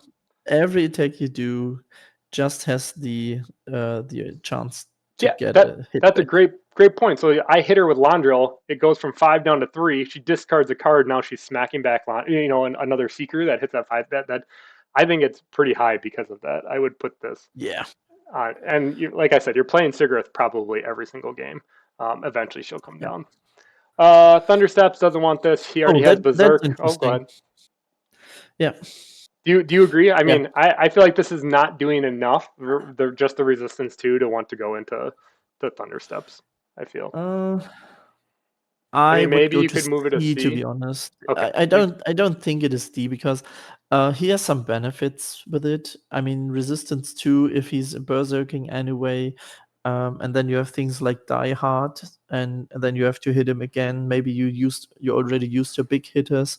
So yeah, I would I go feel C, like not D. between Aegis and Berserk though, you're probably getting more use out of Aegis over the course of the game than Yeah, Berserking Helm. Would you agree? yeah, absolutely. Okay, and then last one, Vorndal. I don't know. I don't know Vorndal's HP offhand. I feel like it's 16, but to me, it's not the same as Sigrid because you don't have those prevention spells to pull you out. You know, like it feels bad getting low with him. Yeah, That I don't know if he I'd want to push actually this hard. he actually has 18 health, but he He also does. has regeneration. So yeah, oftentimes you get out of those of the range. I'll put it at It is C. I wouldn't. usable, not Yeah, trash. I think I would rather have, his units rather have heart. I don't know if I really want to pick this high on Vorndal. I think he has other relics that he himself would want to take. Yep. Okay, cool. That one was a quick one, and I hope some of the other ones are going to be quick here. Let's see. Oh, gosh. Okay, so Martyr's Martyr. Vexillum. I'll let you talk about this, but I have very strong feelings on this card. I know it's opposite of what a lot of the community feels about this card, but I'll let you read it first and give your thoughts. Yeah. Martyr's Vexillum. This unit gains. So this unit may absorb damage that would be dealt to an ally within 3. Damage exceeding this unit's health is dealt to the original target, and while other allies are within 3, they gain regeneration 2. Whenever you activate this unit, it recovers 2 health. So it is kind of like a herald on a stick. You can Kind of, carry it yeah. around, Yeah.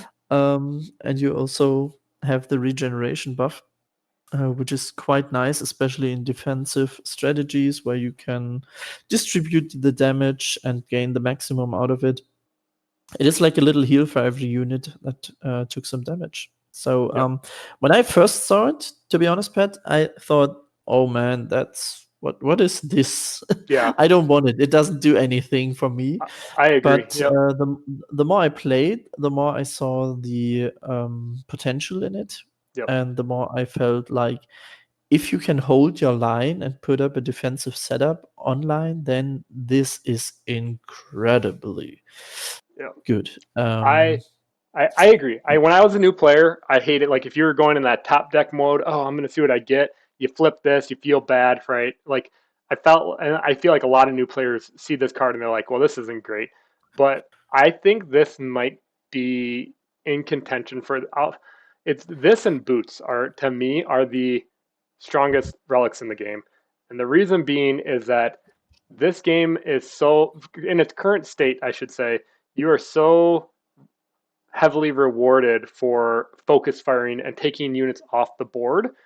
And the fact that you can put this on something in the back, like a support model, and essentially everything within 3 inches, which is just an incredibly huge range, it can take damage from it, right? So it's like your opponent's been working really hard to like kill this elite model or your seeker or something like that, and then all of a sudden, from 3 inches away, this thing starts taking damage, right? Passing out regeneration. Once the thing the relic has it on is starting to get low, what do? You pass this relic to his buddy, and then you start using his health HP.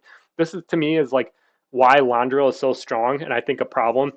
I think protection, and I'm going to say this is pretty much it's protection, but on a 3 inch bubble or a 3 inch stick, rather, is such a problem in the game because like if you're spreading damage across units, like it's just eating actions so much. And I feel like spreading damage, if you can do it in a list, is just so strong right now that I've often gotten this on a unit and then like because I can pass it around and do things with it, things are regenning. Like it just makes it so impossible for your opponent to like kill things. Yeah. Is kind of how I feel.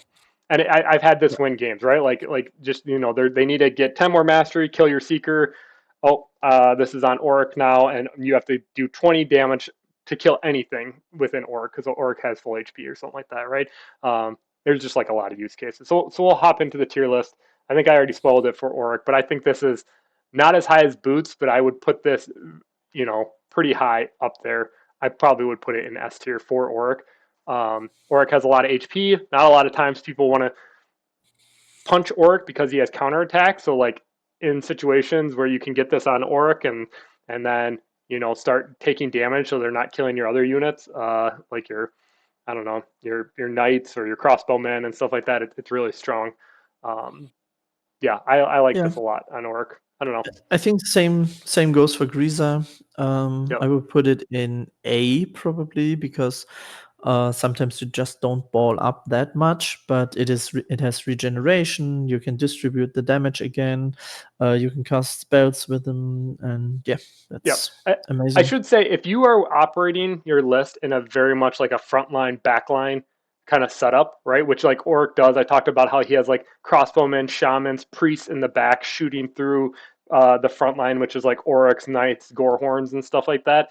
Then this is awesome because your guys with your guns essentially can just pass this relic around and utilize their HP as their own to keep the front guys alive, preventing you from getting back. So like if you're a list like we'll get I'll spoil Palinor doesn't want this, right? Because he's just kiting everything. He doesn't have like a front line and a back line.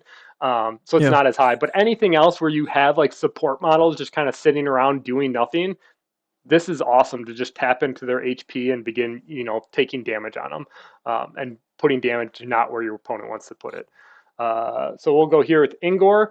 I think I like this quite a bit in Ingor, honestly. Like, it's probably the first S because, again, if you really don't want your Curse Host or your Terric Beast or something like that to die, you have Shamans in the back with 12 HP that can magically just start, like, passing out regeneration or taking damage for things you don't really want to die. Um, I like this a lot in Ingor. I would pick it very highly. Um, yeah, do you have any absolutely. counterpoint to it? Okay.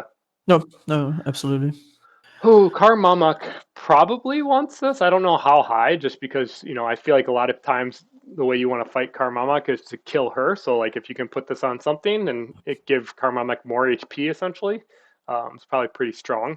But I don't think Kar-mamok herself wants to wear this item. So, what are your thoughts on this of where you would put it?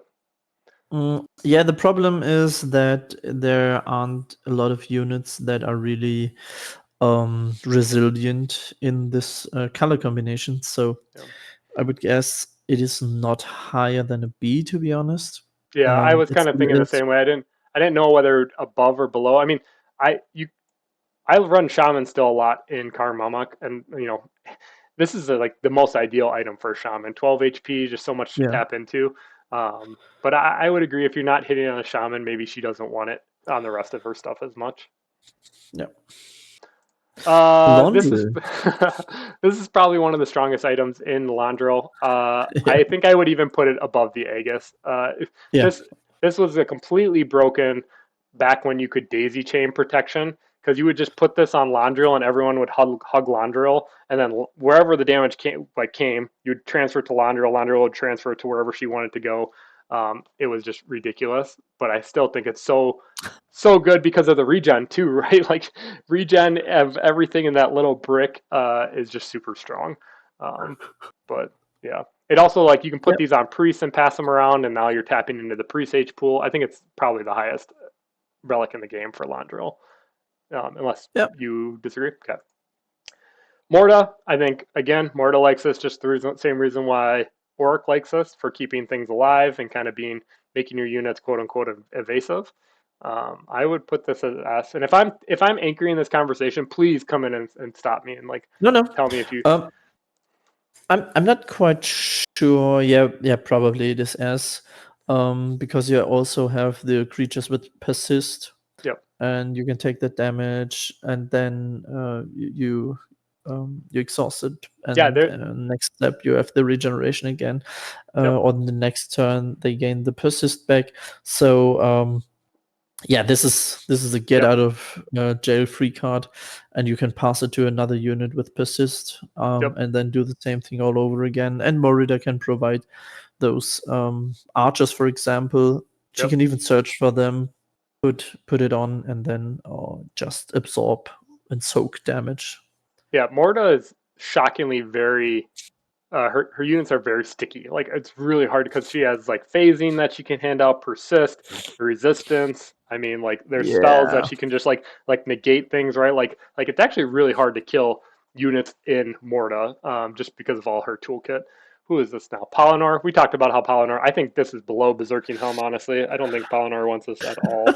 Just because of how Polynor, you're trying to spread out and pick off like things that are getting to you, like as they run into you, and there's just no one going to be around like often 3 inches, right? I For mean, Polynor, it's still distributing damage, though. I would pick it that's fine. before the helmet. It's still Would D, you but maybe would you before put the it? Well, helmet. no, because Aegis is good on something itself to give resistance one. So yeah, maybe it is Yeah, above the helmet, but nothing yeah, else. yeah, yeah. Who is the Sigrith? Secret. Sigrith loves loves this. This is uh Yeah. the games where I play Landrel into Sigrith, and I know that it's going to go to time is when the Sigrith player gets Martyr's Vexillum, and I know that the only way to win the game is if I demanifest a relic holder and then contest it for the rest of the game because nothing's dying if Sigrith gets this. I think it would put it in the very first slot. Wouldn't you? I would put it behind the shield because of the resistance that can reduce damage to 0. And I think that's, yeah, Okay. because it still has the aura, it still has an effect on other units. So I would put it before the Berserker has helmet, but I would put it behind the shield because of the resistance that always triggers and always has the danger of triggering her.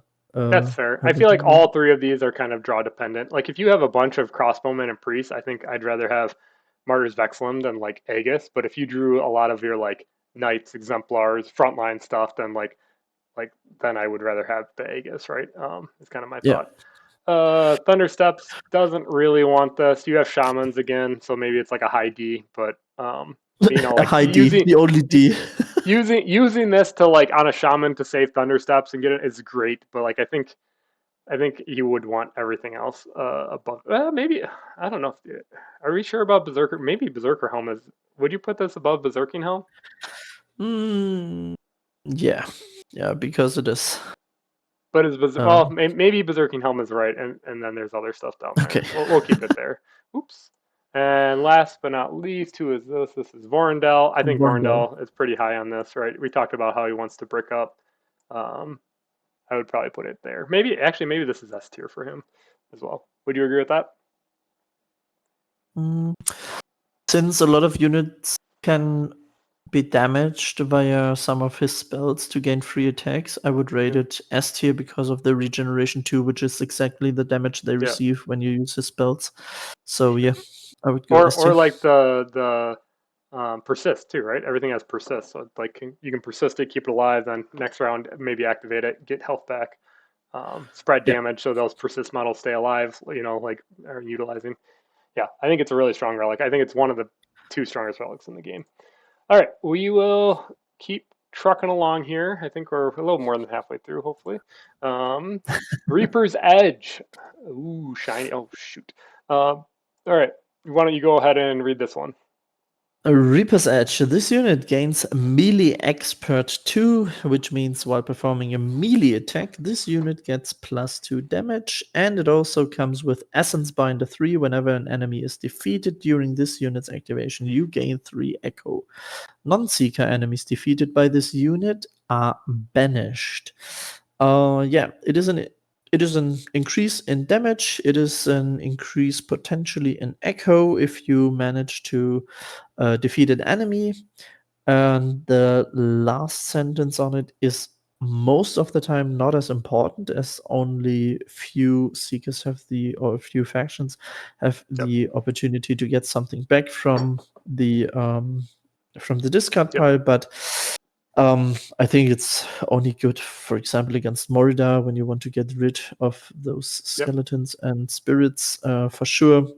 Yep. But the last sentence most of the time is also forgotten in games I've seen so far, because it doesn't really matter Well, and at then all. Ingor too, right? So Ingor, his units aren't Yeah, hitting the Ingo. discard pile, so it's not triggering his legacy. So he's Yeah, not getting either those free spells or that free echo. So those are the 2 that, yeah, I would almost pick this if I have like a good beater up in front to kind of counter what they want to do. Yeah, otherwise, really strong offensive relic. I think this will be high on quite a few people's lists. Let me switch over to the tier list. Okay, Orc, I do think that this is higher than the Helm, only because Helm is only really good on Orc. This is good on everything in Orc's list, like we said.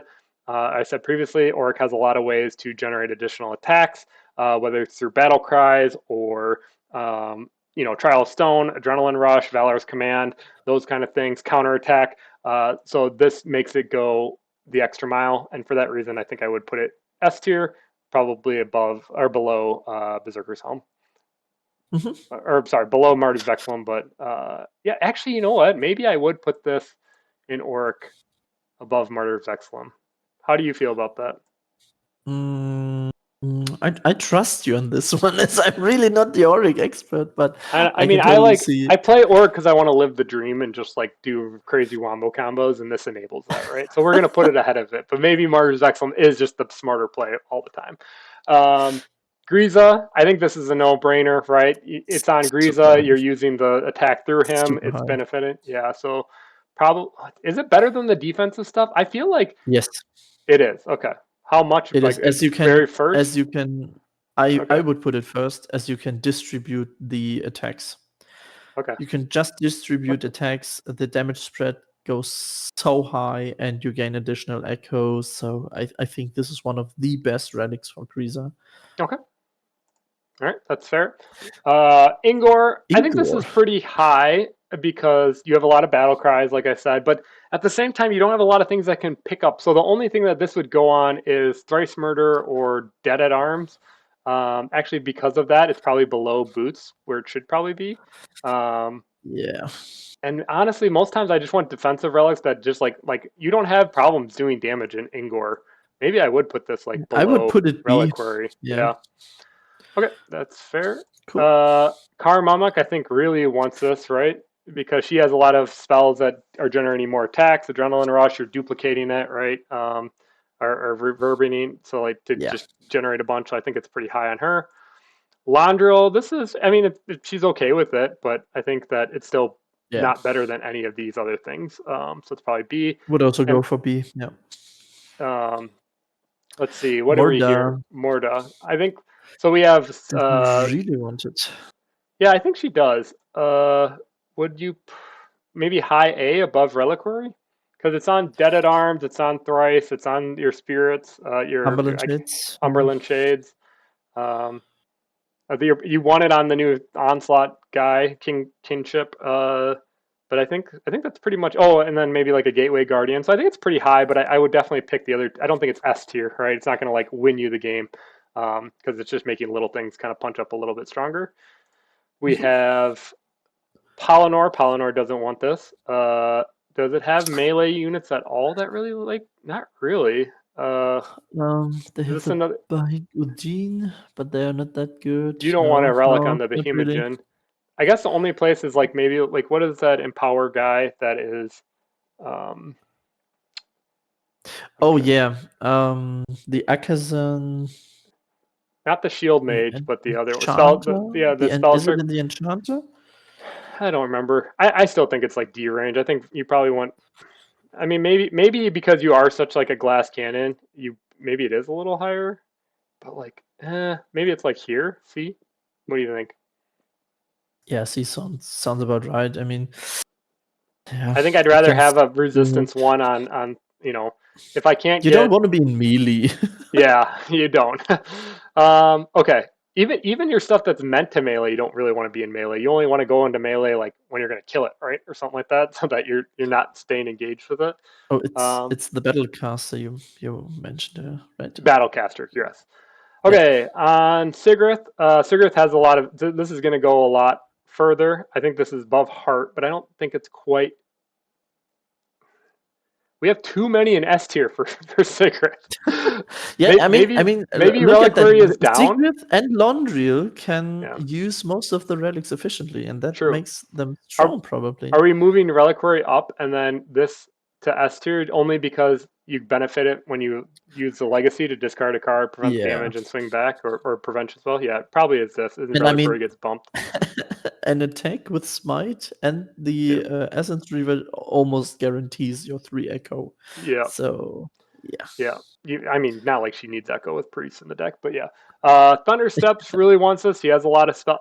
Do you want this more? Like I said, I think I always want Fang more than Reaper on Thunder Steps. It's very tempting to yeah, charge and hit for what is it? 11 Yeah, or I would 13 if go. you're. I would. Yeah, But I I think the would go Fang is always behind better. the Fang. Okay, and then I think this is also still like middle-ish, very similar to Morta and Fallen units, right? That you could just kind of If want you're it in the living the middle. dream, you have this, and you can onslaught a unit. Sure. Yeah. I think that pretty much sums it up. That one's super straightforward. You know, we talked about the counters of it for Morta and for Ingor. Otherwise, it's just very strong. If you have things that are going to be in melee, it's going to generally be good. Okay, let's pop over to the next one. Ring of Time. So this one's the Ring of Time. This one Unit might be the gains fastest spell. one that we do, I think, to be honest with Yeah, you. to be But let's honest. see. Let's see when what do you have for us? when I thought about the recording tonight, I was like, well, there's one relic we will be really quick on, and that's Ring of two, Time. two, right? There's got to be another one that we'll get to. That Oh is just yes, yes, yes, yeah, yes. yeah. Okay, Yeah. go ahead. So this unit gains spell recall 2 AP, play a basic or lead spell from any discard pile without spending echo. After resolving its effect, if its effects banish that spell. Yep, Sounds nice. Is a value engine? Yes. Is it good on a master, on a seeker?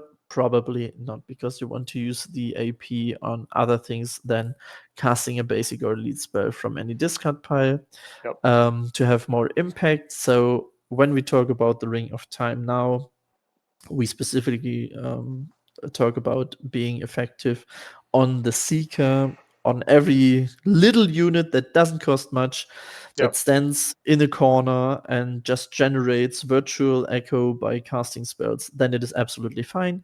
yep. But on the Seekers themselves, I think we should be pretty quick Yeah, right here. yeah. This Yeah. should only be on support models that are in the back doing nothing with their actions. Even then, I don't think you want to take this. Um, like, I think that the only time you take this, well, let's have this discussion. Do you take this to counter Polynor so he can't play the spells out of his discard? Most of the time, I feel it's not worth it. Like I cast the Twin Flames again. I don't care. Like me wasting a whole activation to just get rid of the Twin Flames to, or something, um, to me isn't worth it. Or the Leastrum Stride, like that's just never worth it in my mind. How do you feel about that? I think this is a relic that goes best on the gargoyle. If a Sure. gargoyle carries it, it costs 3. It has flying and nimble. It can fly away and in a corner and then just sit there and cast spells for free. Yep. Yeah, it annoys the Polynor player a little bit, but in general, this is one of the weakest relics, I think. Yeah, it's not on the card too, but we should also talk about that the only spells you can really gain because this costs 2 action points, and so like it needs to be is channel spells, right? Nothing swift in the game is going to benefit you at channel speed, right? So it's only hitting channels, it's only hitting basic and elite channels. The only time I would want this is if I had a bunch of support models and my opponent is playing telekinesis. I think telekinesis is the only card that I'm like, yes, this is worth it because telekinesis is such a strong spell. Outside of that, and like they have to still play it, right? It's so dependent that like, oh, do you have telekinesis? Are you going to play it? Are you going to allow me to play it? I would never pick this item. I think it's one of 2 items that I'm just never picking. We'll switch over to the tier review list, but I'm gonna just start putting them in D, like at the very bottom, and you call out if there's one that you think that it goes above something we already No, graded. that's absolutely fine. Grisa Okay. also not. Ingo Yeah. not. Kar-mamok doesn't even want to do that. Even though it has some synergies when you activate it, you use that spell, you can use another one from the discard pile. Maybe Kar-mamok is the only one I would put it in C. Maybe. No way. I don't think she has. Well, maybe if you could put this thing out. I don't think she ever. Oh, But I even just did. then, you're wasting 2 AP. Yeah, So I don't think yeah, so. I think yeah. I nothing think makes up it's for that. 2 action points is just such a steep cost for this. I Yeah, think they even needed Mortar to. doesn't want that because Yeah, of the necromancy. yeah. I think that they needed to give this like additional text, like, hey, there's this 2 spell AP. Otherwise, this gives you -1 echo cost for all your spells, right, or something like that. Like Yeah, I think yeah, it. yeah. I think it needs another ability. Is just like it's worse than some of the attachments in the game, to be Or honest you with you. gain or you gain the echo from the spell Oh you yeah, cast or it something needs like that. something else on it. It's not strong as is. Yeah. Okay, we will switch to the next one then. Spelleater's Mask, Oh another boy. situational one that is quite strong. But yeah, go ahead. You read this one. Well, you already mentioned spell immunity being one of the strongest abilities, and this Spelleater Mask just brings exactly that. It has spell immunity whenever a spell would affect this unit. It may ignore that spell, which is very, very strong because it has those may clause, so your spells still can work on the unit. Once during this unit's activation, you may discard a spell card. If you do, this unit recovers 5 health. Yep. Yeah, super strong. You can also decide when a spell would take effect or when it doesn't, and you also have an incremental heal, which is super strong. Yeah, I think that this one is going to be hard to grade because it is one that you pick based on your matchup, right? So this card completely blocks or counters unmake and demanifest, right? Like especially like demanifesting a relic holder is such a strong play that often if I know that it's Morda, Polynor, Landrill, even Kar-mamok, if I know that they're playing demanifest in the deck, I will play this just so that they don't demanifest my relic holder and drop me 10 mastery, right? Because like a lot of times I'll make plays on lines on plays to like okay, this is how I'm getting to 40 mastery, right? And if I'm committing hard, saying like I'm gonna get the kill here. The game's gonna be over this round, and then you manifest my relic holder and drop me 10, and I'm completely out of position. Like I didn't think the game was gonna go out more rounds. That's gonna completely screw me, right? So like this is a Yeah. strong counter pick into the unmakes, the manifest, or if you're playing a seeker that doesn't really want to get messed with, aka Thundersteps. Um, like I Yeah, think and and those are the and the two. exact opposite is defensive playstyle. If your opponent has like 80-90% spells that only affect their units to prevent damage, Yep. or that only affects their units like Adrenaline Rush, etc. Um, so yeah, super situational item. I'm really not sure if we can even put it in the tier list, um, other than I being think it's super just like, situational. Yeah. yeah, I think it's just we're gonna put it at B for a lot of them, right? Like I'll just put it on B with the Yeah, asterisks of I would have said C because it really is that situational, so we can put it all into the C rank. But okay, B is also because B, when we look at the B slot, there are relics that still have some use, and this yeah. one can have no use at all or be really useful. Yep. I think I'm gonna put it higher, and I'm gonna bump it up to the B for Ingor, just because, like I said, most times Ingor just doesn't care about the relics. He just wants to hold on to them and not get messed with. So defensive Yeah, tech, that which, does that exactly yep, that. Yeah, yep. Kar-mamok, I think it's still below Fang, so it's like a low C there. Landrill does not care about this at all. I'm going to put this in D, I think, for her, just because she already yeah, has it everywhere and counter spells galore. Same thing with like Morta, probably, because she runs a lot of counters and stuff like that, that she just doesn't care too much about it as much as maybe other ones.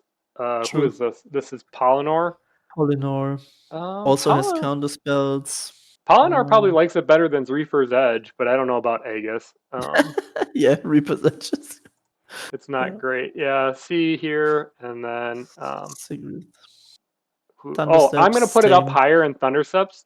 I think it's the best defensive relic on him because like you play Thundersteps because you're playing Thundersteps, right? Like and just you don't Yeah, want him to get messed with, whether it's telekinesis or just like random true. damage and stuff like that. That the extra 5 healing is often relevant for him. So I'm gonna put it a little bit higher for him. And then Vorendell, yeah, it's probably low C, like kind of there. You good there? Yep. Yeah, Okay, absolutely. cool. Almost. I think we're on our last 5, so 2/3 of the way. All right. Why don't you read us Tempest Tempest Scepter. Scepter? Yep. Yeah, the Tempest Scepter. This unit gains range +6, which is not a little range, but +6 is really important in some matchups. Mm-hmm. And the unit also gains Pinpoint. This unit can trace line of sight through other units.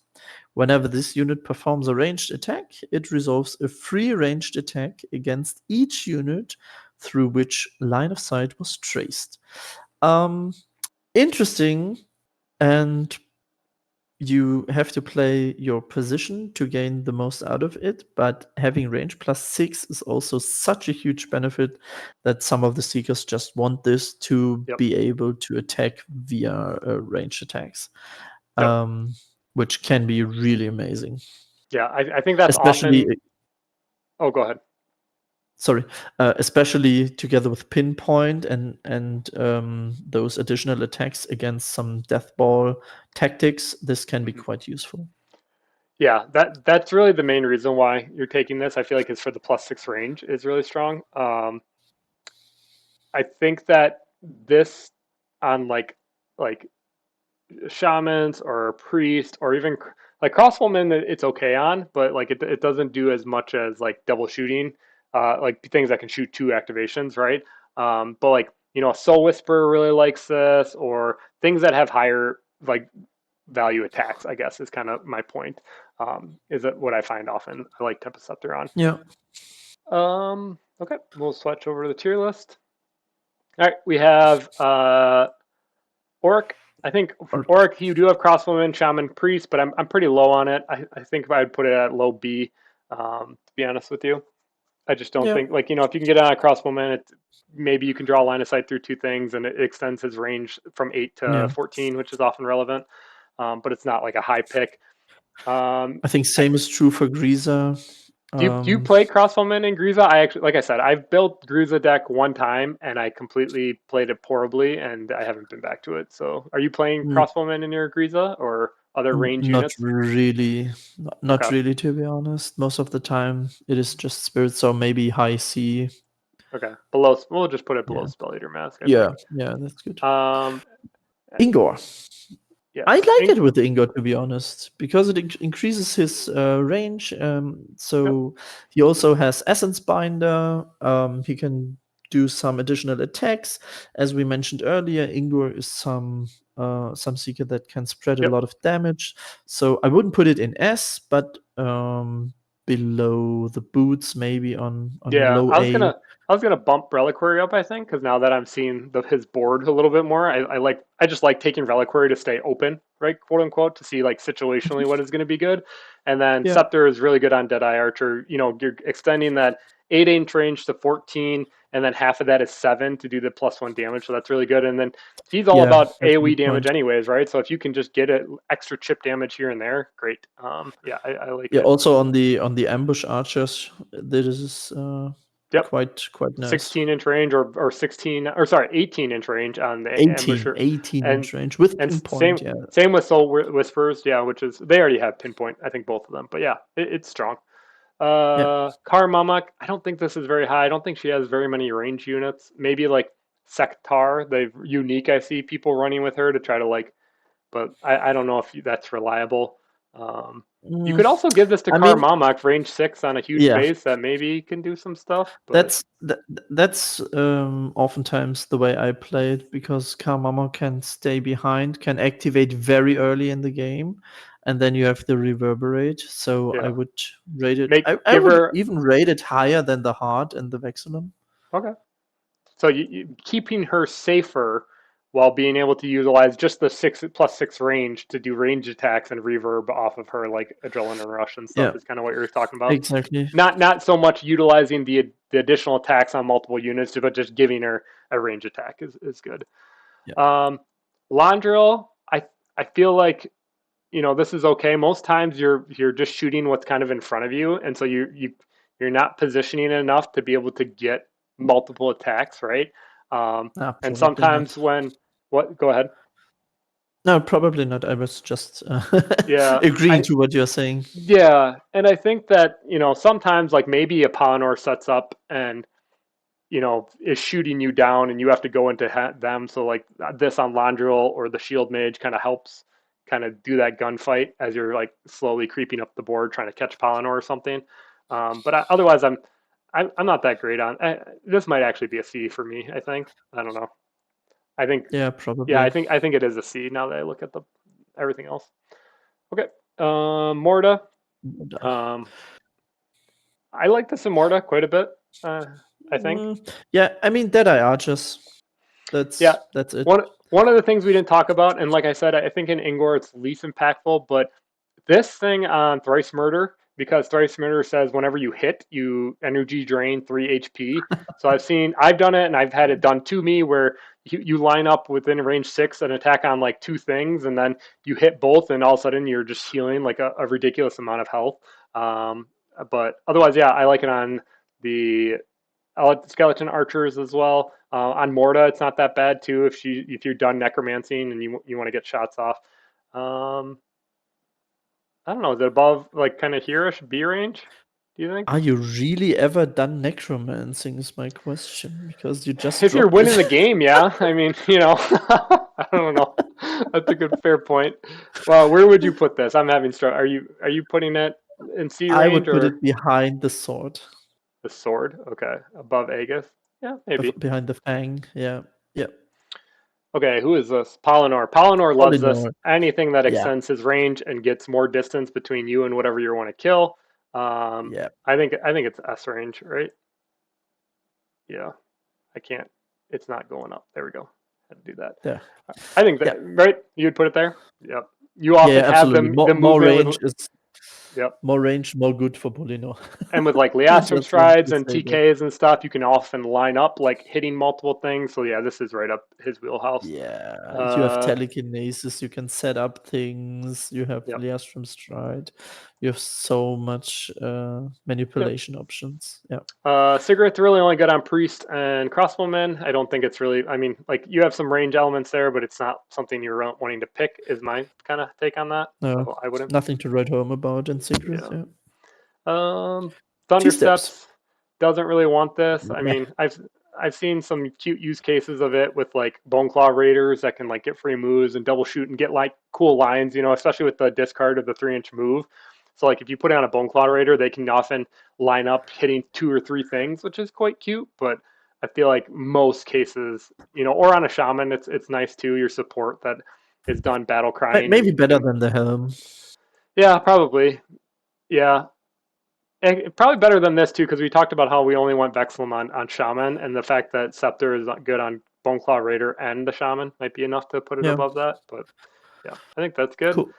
And then this, I think, Vorndal. Vorndal lands where Legion lands, right? Just a little bit less where I feel like it's B range, good on Skeleton Archers, Yeah, Thrice Murder, stuff like that. So Soul Whisper. All right, good things. almost. Yep. Same item pretty much, just slightly better in my opinion. But go ahead. Why don't you read this one? Yeah, this is the Trapjaw Chain. This unit gains range +6. We already know that from the last relic. And we also gain pull 6 whenever this unit scores a ranged hit. It may pull the defender up to 6 whenever an enemy becomes engaged with this unit by being pulled by it. That enemy suffers 3 damage. So the damage output here is quite a lot. You not only hit with the Mm-hmm. trap jaw chain, but also if you can pull it out of a bubble, for example, it suffers an additional 3 damage Yep. if you can engage it, and that can become a lot of damage quite easily. Yeah. Yeah. For I think blanket, like every unit, like this is going to go very closely to where we put Tempest Scepter because of the +6 range, right? That's the main reason why you're taking Tempest Scepter is +6 range. And then the same thing for this, except for you can put this on melee guys, and melee really like it because it's adding that burst damage and pulling things out, right? So like oftentimes Tempest Scepter is good on range units. This is if you want to give a little bit of range to your melee units. Is kind of what I've found. Um, Yeah. for the most I part. So really like it on heavy melee hitters. yes, Like, yeah, I have my Thunder Steps equipped with it a lot of times. sure.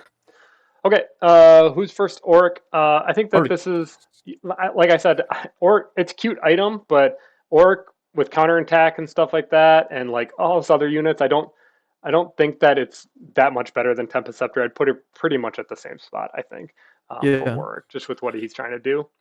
yeah. Who is this? Griza? Would you tell me about Griza? How much does Griza want this?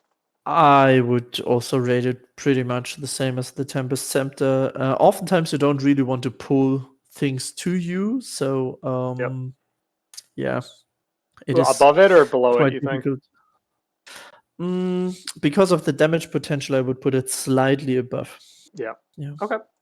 Ingor, I think that this is one unit, like, regardless if you're hitting at 3-1 or 5-3 or even different, the extra 3 damage is extra 3 damage to me. Like, and like the pulling is often significant. So this is one that I actually, just the situation, like situational use of it and being able to put it on like like kind of anything is, it makes it more universal, I guess. So I would kind of grade it higher, Yeah, I guess, I than like Ingor. it in A because Yeah. you can set up corpse explosions Yep. and you can pull something in and then let your corpses explode or your boar.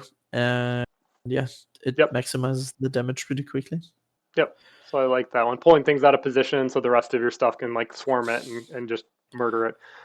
Pretty good. This is Kar-mamok. I think probably same thing, right? B slightly above Tempest Yeah, Scepter. slightly Good to give above. on Kar-mamok or other units. So for What do you think about Landrel, Laundry? I like this one for Landrel because, like, again, if they're, I think the way you play into Landrel is you pack as many range attacks as possible, screen your range attacks with like small stuff, and then shoot Landrel until hopefully she dies. So like Landrel being able to pull things into her to max, like utilize Gateway Guardians to like make melee attacks or heralds, pretty good. So you don't have to like break that formation, that protection bubble. So I think I'd rather take all the defensive tech above it. It's probably better than Reaper, but so like D. But yeah, Yeah, you can uh, also pull something into your bubble and then yep, just smack on it. exactly. And a little bit extra range, always welcome in Landrel as well. Yeah. Morta, I think the same reason why I kind of listed as Ingor, right? Like this is great on little small things that want to pull things out of position or get a little bit extra burst. I will say Snapjaw on Sestinar is like one of my favorite combos because you can activate him. He'll if you're hitting a unit that's refreshed for ambush 7, Trapjaw pull it in will do 10, which will one shot like a lot of things in the game, and then he can hit and run and kind of get out of there. So like I think the worst feeling with Sestinar is you charge in expecting to kill something, you graze, and then he's stuck there and he's gonna die because he's like super fragile, right? Whereas like Snapjaw gives him a little bit of range so he can like hedge his bets. If you miss, maybe it's not the end of the world. Only like 1 or 2 things can engage him. But if you hit, you can pull in often killing the thing and then he can like kind of book it out of there. So I do like this quite a bit with Sestinar and people Yeah, that have access to I him. think it's I think she's a her, but yeah. Oh yeah, fair enough. But again, I think this is an item that's really good on a bunch of small stuff. So I like it in Yeah, Morta on with Dead quite Eye a bit. Archers, I love it. I love it. Early activation, just one hit, get it Yep. into range, boom, everything goes on it. For Polynor, the drag, really, you never wanting to do this, and hopefully you're not that close where the pull 6 to do 3 damage is going to matter. So I think I'd put it below Fang, maybe even below Yeah. Reliquary. Honestly, Mm, probably I probably mean, there. it's +6 range. Polydor Yeah. likes +6 range. So yeah. Okay, somewhere around there. What is this? This is Secret. Sigrith. Sigrith probably the same thing as Scepter, maybe above the helmet or maybe B range. What do you think? I think I would put it in B range because of the smite that you can enable on the next turn. Sure, pull it in for Smite. So you can pull it in and then go smite next turn. That should be a Yep. kill, probably. Yeah. Oh no, my Thunder Steps one is frozen. Please don't make me redo it. uh, oh. Okay. What's going on? Thunder I think steps. Thunder Steps is going to be probably below Aegis, right? Like in the B range, like kind of you mentioned. Oh, shoot. Yeah. What's I like going it on on? Thunder steps. You gain a little bit of range, you gain additional damage, and hitting with it plus the 3 damage when you pull it into engagement is 10 damage. And as you mentioned earlier, this can really hurt, and 10 damage is a lot. Yeah, I don't know what's going on with my Thunder Steps one. He's definitely broke. Oh, there it goes. Whew, thank God. Let's just get through it. We only have 3 left. Okay. And then Vorendell, I think, is probably okay. Probably ball above Scepter, right? Pulling it into onslaught. Oh, true. Maybe a little bit better. Would you pump it Yeah. up to A range because of that? Maybe high B. Maybe high B. Okay. Not, I'm not, gonna not bump up Reliquary then, I think. Yeah. Okay. Okay. Cool. Yeah. Okay. Yes, Thunder Steps looks okay 3 still. All right. left. Yes, and one of them is the next one It's is a going to be a quick one. freebie. Yeah, it's a quick one. Yeah. I'll let you read it, and then you can tell everyone why it's bad. I will read it absolutely neutral. So neutrally. All right. Umbral Cloak. This unit gains teleport 2 AP. Place this unit anywhere on the battlefield. It provokes retaliation. The unit also gains flying. While moving, this unit can pass over any obstacle. Yeah. It is a teleport. It provokes retaliation, which is not good. And flying is a good keyword, but not worth a relic when we see it in comparison to other relics. So Yep. I would start with this relic on every single seeker on D. Yeah, I think it's the Because I absolute, like, don't there's just no good use case for it. Where do I want to teleport and end with no activations? That I just, I don't know. That's kind of my thought on it, is like, why do I want to teleport and end engaged? Or I don't know, unless you're trying to like run away and go into like an absolute corner. I don't know why you would ever pick this, to be honest with Yeah. you. Um, Yeah.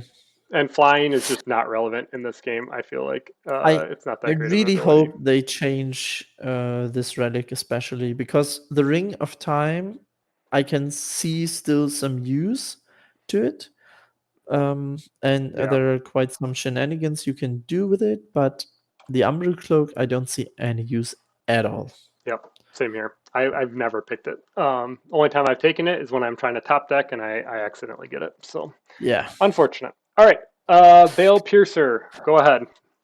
Yeah, the Veilpiercer. Range +3, so the unit has increased range when she picks it up. And it got ranged expert 2. This unit gets +2 damage on ranged attacks, and while tracing line of sight during a ranged attack, and only during a ranged attack, ignore the obscuring terrain ability. This Which, is quite nice. I think this is the favorite pick for a friend of mine who loves to play Polino all the time. yep.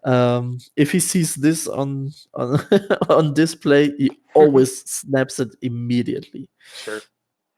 Yeah, I like, this is really high on my list as well. The obscuring terrain is the one by Mire currently only. So it essentially, if you're outside of Mire, you can still shoot and into the Mire. It doesn't ignore obstacles, which I think a lot of people confuse, which is either like the walls or like other units and models. So it's not ignoring obstacles. It's only that obscuring terrain, which is from Mire. I think that this is probably the easiest item to facilitate for like battle cries, to battle cry units to just do multiple shots. So I love these things on like shamans, priests, Crossbows. crossbowmen, anything you can battle cry and just get a bunch of extra attack really easily. It's great. So let's go into the tier list. Yeah, like I said, my Auric list, running priests, running shamans. I like Running this. crossbows. It can often, yeah, the crossbowmen don't like this because it's a ranged expert, so it's not giving +2 damage to them. Oh, Don't yeah. put this on your crossbowman. Yeah, yeah. But everything else I love. I would probably put it above the Aegis, to be honest with you. Oh, Yeah. that's I, I, interesting. I think that it's really just because Battle Cries. Battle Cries lets you generate so much additional damage from this thing. It can Mhm. be gross. Like, I love giving these priests, and after they're done praying to higher powers, they pull out their Glock and they just start capping people left and right with this thing. So. Mm. Okay. Uh, Griza, I don't think he has a lot of range units, right? No, he doesn't. And No, he doesn't. So crossbowmen like don't want this, right? So this is probably pretty low. yeah, you don't. You really don't play crossbowmen in Greaser. Is So this this D is in Griza? in a list I would play. It is. I mean, So just to, maybe skeleton archers are in there. Do you play the Deadeye archers? it's not spirit. So yeah, you can do it. You can fill your deck with it, but it is not the strategy you have in mind when you want to play Greaser. You want to Right. play I think throw spirit skeleton item, archers are too good not to take, so I'm probably putting it in then, and I'd probably pick it a little bit higher. But you don't have access to yeah, battle cry or additional attacks or anything, so it's probably not as not good. really. It's yeah. Who is this? Ingor. Ingor loves this. You Ingo. have battle cry shamans on archers on on a Yeah. shaman. This is really good. I think this is a high pick. Um, any other range attacks that you're really good? I mean, if you're subbing in soul whisperers or ambushers, it's great. Yeah, I think it's pretty high. I think I would put it Yeah. over the other two maybe. Yeah. Actually, I think I'm going to swap this because I think there's more things in melee that you would want to benefit from that than the Tempest Scepter. But also Um, more things in melee that can carry relics? yeah. That is the question. Shaman, yeah, not really. I mean, it's pretty even, but I think if I had these two flipped up, I'd pick a Reaper's Edge. Who is this? This Okay. is Kar-mamok. I don't think she has very many. Oh wait, no, she has Artillerists. Artillerists really want this, right? The artillerists can be pretty useful with that, and additional actions generated by the reverberance is also really nice. So, Yep. yeah, And it is all about it's action triggering. economy and Yep. And spell strike triggers for everyone, right? So even if you play a spell and it's not the yeah, artillerist's turn, right? Maybe it's somebody else's turn, you reverb it on Kar-mamok, let the artillerist shoot, and then the artillerist is getting +7 damage or +4 damage, so you're hitting at 7/5. Yeah, I think this is exactly. pretty. And I always like my Kar-mamok games is like I'm hoping I get an artillerist. I might actually put this. Yeah, I think I'm going to put this here. Is that right? Because Mhm. I almost always am looking or fishing for an artillerist in every deck, Mhm. which is All exactly what right. he wants. Londril, this is pretty high. Probably above Heart, but not anything else. Yeah. A lot of range attacks, Londril, shield mages, they definitely want it. And then your priest in the back. Morda wants this very high, I think, probably below Reaper, but skeleton archers really want it, I think. Would you agree? Yeah, skeleton archers, and if you are in half its range, then it really hurts Yep. from such a Um, cheap unit. Polinor Polynor, wants it yes. absolute S tier. I still put the boots above. I think Polynor wants the free Uh, retaliations to walk out of engagement yeah, and then shoot whatever it has in yeah, its face. But like, it is very tempting to get this on Polynor just because he does so much damage. But I yeah. still think the Actually, boots is too strong to his game of wanting to like if you play MMOs or other games like MOBAs, even like kiting, right? Like just shooting while you're always walking backwards is kind of his game. Oh, whoops, we forgot to put the cloak here. I did that there. But this is Sigrith. Sigrith doesn't have any guns that want this because it's, well, the priests. The priests want this, but that's pretty much it, right? So yeah, I yeah. think It they're only C allows range. crossbows to shoot into the terrain, and that's it. Yep. Yeah, And then Thundersteps doesn't really want this. not really. Shamans like it. I think I'd put it above Berserking Helm, right? Maybe. Mhm. Cool. And last but not least, Vorendell. He has skeleton archers and Probably soul B. whispers. Yeah, Yeah, probably above the Tempest Scepter, I would argue. Yeah. yeah, because of the skeleton archers. All right, last one. We made it. Oh, Oh definitely took boy. longer than I thought. All right, go ahead. Vengeance and Retribution. This unit gains counterattack. Whenever a hit is scored against this unit, it may retaliate after the damage resolves. And it also gains Repost. Whenever a grace is scored against this unit, it may retaliate after the damage resolves. I have a pretty funny story about this card, especially because I visited Jason at Okay. the Spiel in Essen. Hmm. He was just giving a demo, and we were standing there, and I waited for him to be free to talk to him a little bit and have a little chat. And there was a father and a son playing against each other, and the son played Thundersteps, and he Oof. didn't really know what the relics do, etc. And I saw him picking up a relic, and I said, if you pick up this one, and just in your position you're currently in and charge into the Yeah. enemy, it will be a really tough time. Yeah. So he picked it up, he put it on Thundersteps, he charged in, and he had things like Die Hard, Oh etc., and wow. Adrenaline Rush, and He had all pretty the good. spells and thunder steps. He didn't have a lot of units, but he had thunder steps, and then he had thunder steps with vengeance and retribution, and then he had thunder steps with vengeance and retribution, die hard, and adrenaline rush, and he annihilated all of the units. And it was such a fun game. It was That's really fun to hilarious. watch.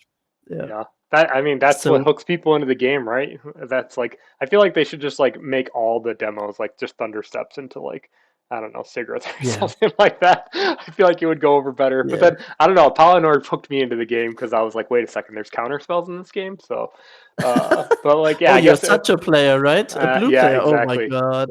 Yep. All right, last one. Auric. I don't think Auric wants this. He already has counterattack, so you're getting like half a Yeah. relic for it, I feel like, unfortunately. So probably putting it below mask, you'd maybe put it above Mhm. mask situationally. But and then the other thing about this unit is just it's not good on basic units. And I think a lot of this game, as I've talked about before, I think we talked about in this episode and previous episodes and stuff like that, is just uh, I feel like with how activations work, and you're just so incentivized to go lower on curve and play a lot more smaller stuff. They give up less mastery, so you're not going to lose the game when one dies, right? So like this relic, I think suffers just because we don't have a lot of decks that play big things, right? So really, this is a relic right now on your seeker, and that's pretty much just it. Is Yeah. what I would argue. Yeah. Griza, he might be one that you actually want, but I don't know. Like, It is a double-edged sword because Greaser has low health, has yeah, high defense. You don't really want to play it into the front line. yep. There are spells that you are dependent on if you want to play Greaser in the front line. Then, if you play Greaser in the front line, it is useful. Otherwise, if you're playing Greaser as an echo battery, it is not very useful. So I would put it on low B tier or high C tier. Would you do you like the range relics better in Griza than this? I think I would put it above the ranged relics, but Okay. below the Spelleater Mask, because Okay. the Spelleater Mask Okay. offers you to regenerate health and Yep. stuff and make it immune. That's Yeah. fair. Okay. Oh, does Spelleater Mask?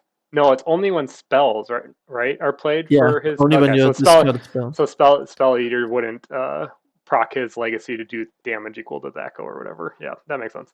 Ingor, again, you're playing a bunch of small stuff. You really don't want this, but it's like better than the stuff down here, I feel. So I think below Yeah. C. Who is this? Kar-mamok. You're hitting pretty hard, but you don't have a lot of HP to play with.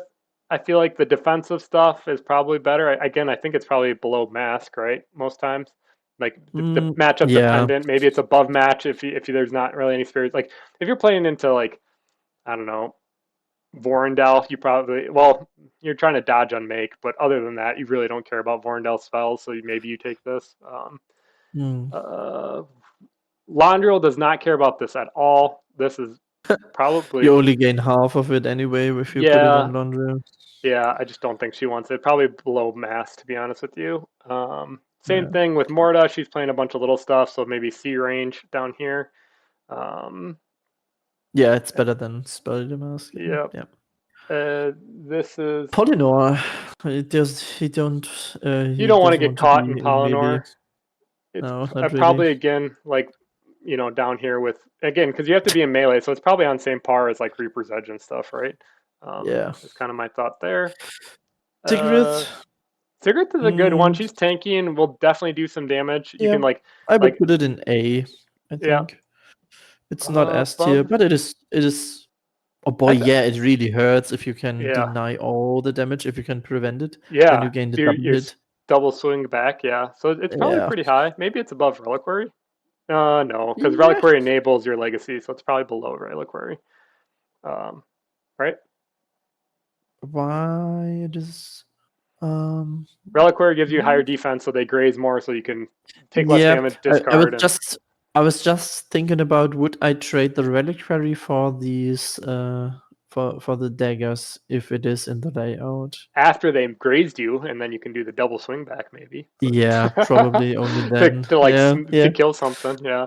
yeah. Thunderstep, like you mentioned, really likes this. I think this is high Oh A, yeah. not quite as good as everything else, but if you can get him to the front and you have him at 20 HP and you have this on him, he will definitely murder a lot of things before he goes down. Ah, I What? think I would go higher. I think I would really go higher. Over the Because Reaper's Edge, just really?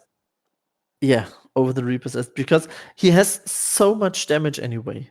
But He this gets doesn't countered by range attacks, right? So like, yes, it's good if you're hitting him in melee, but I feel like Thunder Steps just takes a lot of damage from like random range attacks and stuff like that. Or like people don't want to like he kind of suffers from the Sigurith and Vorendal situation where like people just shift away or like move out of engagement with him rather than like trying to stand toe to toe and fight him. oh, That's how I yeah, play okay. into him at Yeah, least. okay. That's a good argument for an A tier. Yeah. Okay. And then Vorendal, I think this is, like I said, a lot of people want to shift away from Vorendal, but like, uh, I don't know. I think that like he's tankier than Thundersteps, right? He has less HP and stuff, but he's higher defense. He has regen. I think that the way I And see the aura. Vorendal being effectively played is like you have to put him in positions where they can't ignore him, right? Because like Yeah. contrast to Thundersteps, people want to kill Thundersteps, right, to get that damage off the board. But like Vorendal's often like easier to kite and stuff. So like I think you're just trying to get him in positions where like if they do attack, I don't know, maybe I'm talking myself down. I do feel like this is the one stronger that Vorendal himself wants to pick up. But how do you feel about it? I guess. Yeah, he has the aura, and that makes him a threat to everything within 6. Because the -2 is really a 10% less chance to hit, which Yeah. is amazing. And but Maybe it's if still you A can tier. just ignore him, yeah, Yeah. yeah, probably A tier. That's my Yeah, thing is like above the relic. Vorendal more than Thundersteps though, like wants to clump up. Like I feel like there's often like a murder balls and stuff like that. So it's harder to shift because like it's just everything is jammed into a ball. And so like either they're not attacking anything, which is great, or like sometimes they have nothing else to do but hit Vorendal, and then it makes it really costly for them to do that. I don't know. You're probably right. Like it's just there's two ways to like if he has it, just ignore him. Um, and for that reason, it's probably maybe it's below A or something like that. But yeah, I don't know. Vorendal's a tricky one. I haven't had many games with him either. But I think that's He's gonna do it. Is there anything on any of the boards that you kind of going through would change last minute position on, or like kind of swap around? um, I feel like this looks pretty good. I like that Ingor really doesn't have anything in S tier because that's kind of how I feel. Is like most times, like you just don't care. You're just like whatever. Like I none of this is really relevant to stuff. All his stuff is like clumsy anyway. You're just trying to pick it up on support models maybe and the ring is even better with Ingo as he's no, just because you need standing his around activations. anyway. His units are so good. They don't want to waste their activations. But like nothing really accelerates it more. Like I don't know. Boars are going off to die. Flesh rippers. You can't pick them up anyways. Like I don't know. Yeah, Yeah, I think this looks fine. Yeah. cool. Well, if you stuck with us to the end, awesome. Thank you guys. This was really content driven. I know at times it might have been a little dry or elementary, right? Some of these concepts, but like I think that we talked about a lot of interactions that people might not be on their radar. Maybe people reference this for the games they're coming to help them evaluate in the moment what to pick and be aware of those certain situations. But if you don't agree with any of these things, please let us know down in the comments. Love to hear your thoughts. If we got any of them wrong, maybe we overlooked an interaction. Before we go here, Nico, is there anything you want to kind of mention or say, plug anything? Well, thanks for the invitation once more, Pat. As you have a lot of experience in the competitive scene now, and I'm really looking forward to try some things out. And yeah, let's let's just test a little bit with those relics. Maybe there are some interactions we didn't see immediately, especially on Greaser and Kar-mamok, which are pretty new. So yeah, Yeah, would be fun to test some of them out. Yeah, yeah. awesome. Well, it was a pleasure having you, and thank you guys all for watching. Make sure if you haven't to like the video and subscribe, and leave a comment down in the down below. All right, have a good one, guys. Peace.